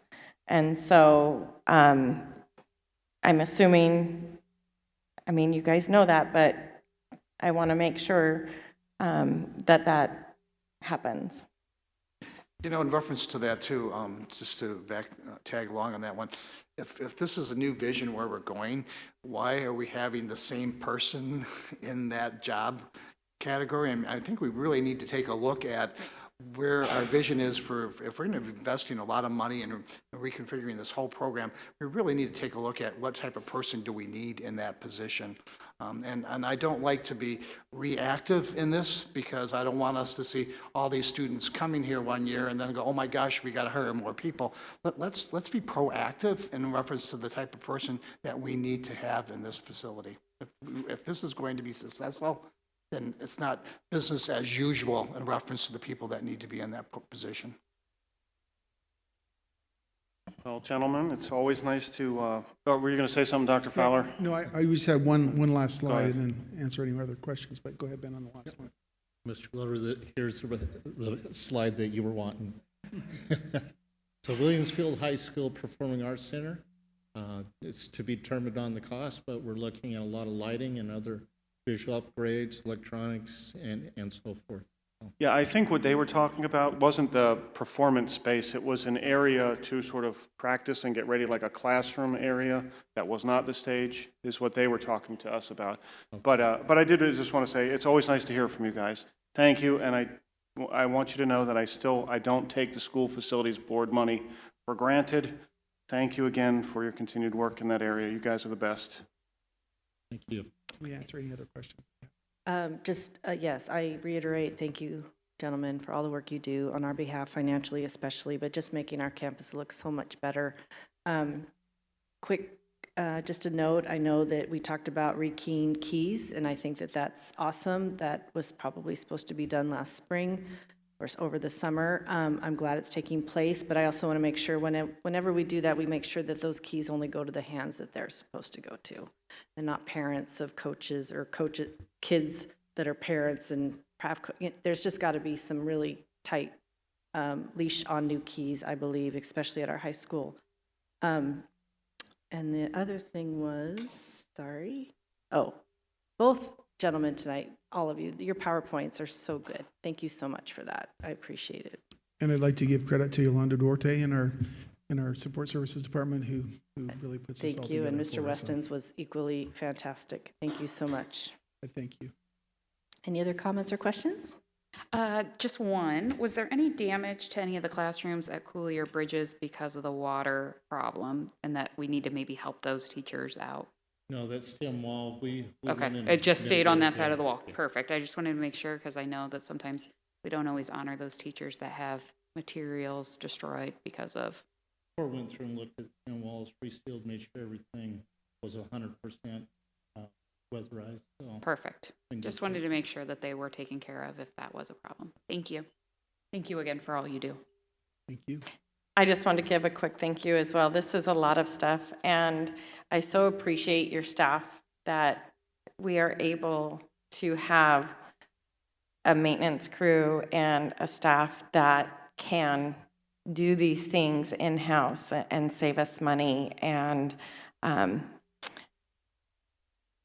the thought and going through that process, because it's really easy for people to be like, well, you know, it's not my money, you know, and so let's bid it out and everything else, so that you guys do take it like this is our money, and we can save money by going and doing that path and being creative with Cooley, with the sidewalk at the Child Development Center, that, look, we have a bus out here, it creates an issue. So really going through and problem solving, and it probably makes that student feel better as well. So thank you very much for the presentation, and then just thinking about our students and taking care of other stuff too. Thank you. We appreciate all the support from the board, and thank you, because you know, working with the government agencies and the SFB and the bond, that doesn't happen without a great supportive board, and so we appreciate all that you do to support us in our work. So thank you. It's our pleasure.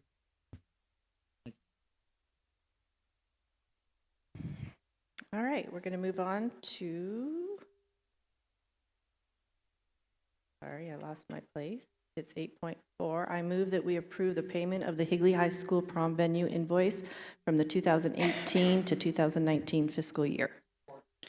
And again, this is just a bill that comes in kind of after we close the year, so we're just authorizing that. Are there any questions or concerns? All those in favor? Aye. Motion carries. And we're going to go on to 8.5.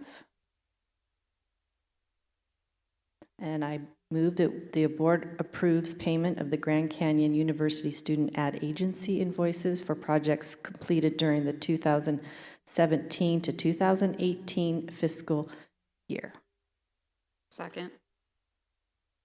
And again, this was actually caught by Grand Canyon University, I believe, and that this was, they did a job for us, and there was one portion that wasn't quite perfect and completed. So we didn't pay it until it was to be completed, and then it kind of got forgotten about. So thanks to Grand Canyon and our great financial, we now have this on the books. Is there any questions or concerns? All those in favor? Aye. Motion carries. And now we're on to future agenda items. Does any of my board members have any future agenda items that they would like to see? President Kaler, on the agenda items, it's been on the agenda for the presentation in reference to the future of our students and where they go from here. It's been on for some time without a date assignment. Yes, Dr. Thomason, on the how we prepare students for life beyond high school, do we have any update on when we might do something in regards? President Kaler, members of the board, we do have that on our focus, but at this time, quite honestly, it's just been a whirlwind of changes with the secondary programs for Dr. Foley, and so we are getting all that lined up and taken care of. We do have Canvas update that's coming up, and we do have that program that's coming up, but right now, quite honestly, it's a bit overwhelming with everything that we've got on our plates. Could we perhaps put a date on there, so at least maybe if it's in June or July or something, at least so we know that it's there? Yes. President Kaler, members of the board, we do have a full list of other things that'll be on there. We just don't list everything out on here. If that is something you'd like to do, I can work with Mrs. Reach to get everything lined up on there. We do have at least double of those that we have lined up for the next year. President Kaler, one other thing, I'd just like to bring it up. Perhaps if we have at one of our work study sessions, I think in February, just a short infomercial. I'd like some information in reference how the district is being proactive in reference to the vaping. Vaping's a national crisis, and I'd like to know where our district is and how we're addressing this. Be it through instruction, information that's going to the parents, or just because when I'm out and about in the community, when a community member asks me, well, how is your school district addressing this? I don't know at this time. And I think if we can just, and I don't want it to wait till June for a presentation because this is very important happening in our district now. So if we could just, squeeze it into a short, it doesn't have to be intensive, but just short, just give us an idea of what's taking place in our district. I think it's very important for us and in reference to board members, but also our parents too as well. Did I see some sort of snippet on it that we had, Mrs. Corey? Was there I thought there was even a video. Did I remember seeing? Okay. I feel like there was even a video that we put together, so maybe even sending that through the superintendent's report so we all got to see it. I just think we need to bring this together so when questions are being brought to us from the community, we know what's taking place. So it doesn't, like I said, it doesn't have to be extensive, but just kind of I agree with you, Dr. Mr. Witovich. Yeah, it'd be great, and maybe this is something that we can talk about with our bathroom issue and just kind of pull it all together. And it wouldn't even hurt, I don't think, to hear from our students in this. I think it's really important to talk to them and see where they're at with it. It is a huge issue, and it's in every school. It's not just our schools. So maybe we can put something short and sweet, but to the point together for us. President Kaler? Yes, Mr. Glover. Okay, so I just need to gauge if you guys want this to be something that we talk about or if it's a superintendent's report things, but I am interested in evidence of what kind of effect that our hard-to-fill stipend is having on retention, maybe before contracts. If you guys aren't interested in discussing it as a group, that's cool. Maybe it could be in the superintendent's report if it's just me that's interested. But we did talk about it, and I think it's good to revisit those because we don't know if it had the effect it does. I think we did have a conversation with Mrs. Martins about reviewing stipends as a whole. So again, is that coming before the end of the year in contracts? It's unlikely that we'll be able to address supplementals before the end of the year. So there are two different things. What I hear Mr. Glover talking about is the hard-to-fill stipend that we had created, I believe, my first year here. The amount of $2,000, we made it part of policy. We identified certain positions that are related to that. Separate of that, and we certainly can, I've actually been pinging my team on a regular basis and understanding that, so I have some anecdotal data in relation to that. In the other component in relation to supplementals total, so those are supplementals that we provide primarily at the middle schools and the high schools related to coaching, other types of activities that individuals do with clubs, that will be later. And given the time frame where we sit, I don't know that we'll be able to complete it before the end of the school year, but maybe something that we can work on this summer moving into next year. And what's nice about that is with the supplementals, most of those won't start until the next school year. So if we were able to get some information and be able to present that this summer in preparation for that. But we certainly can, in a superintendent's report, Mr. Glover, talk a little bit more about those hard-to-fill stipends.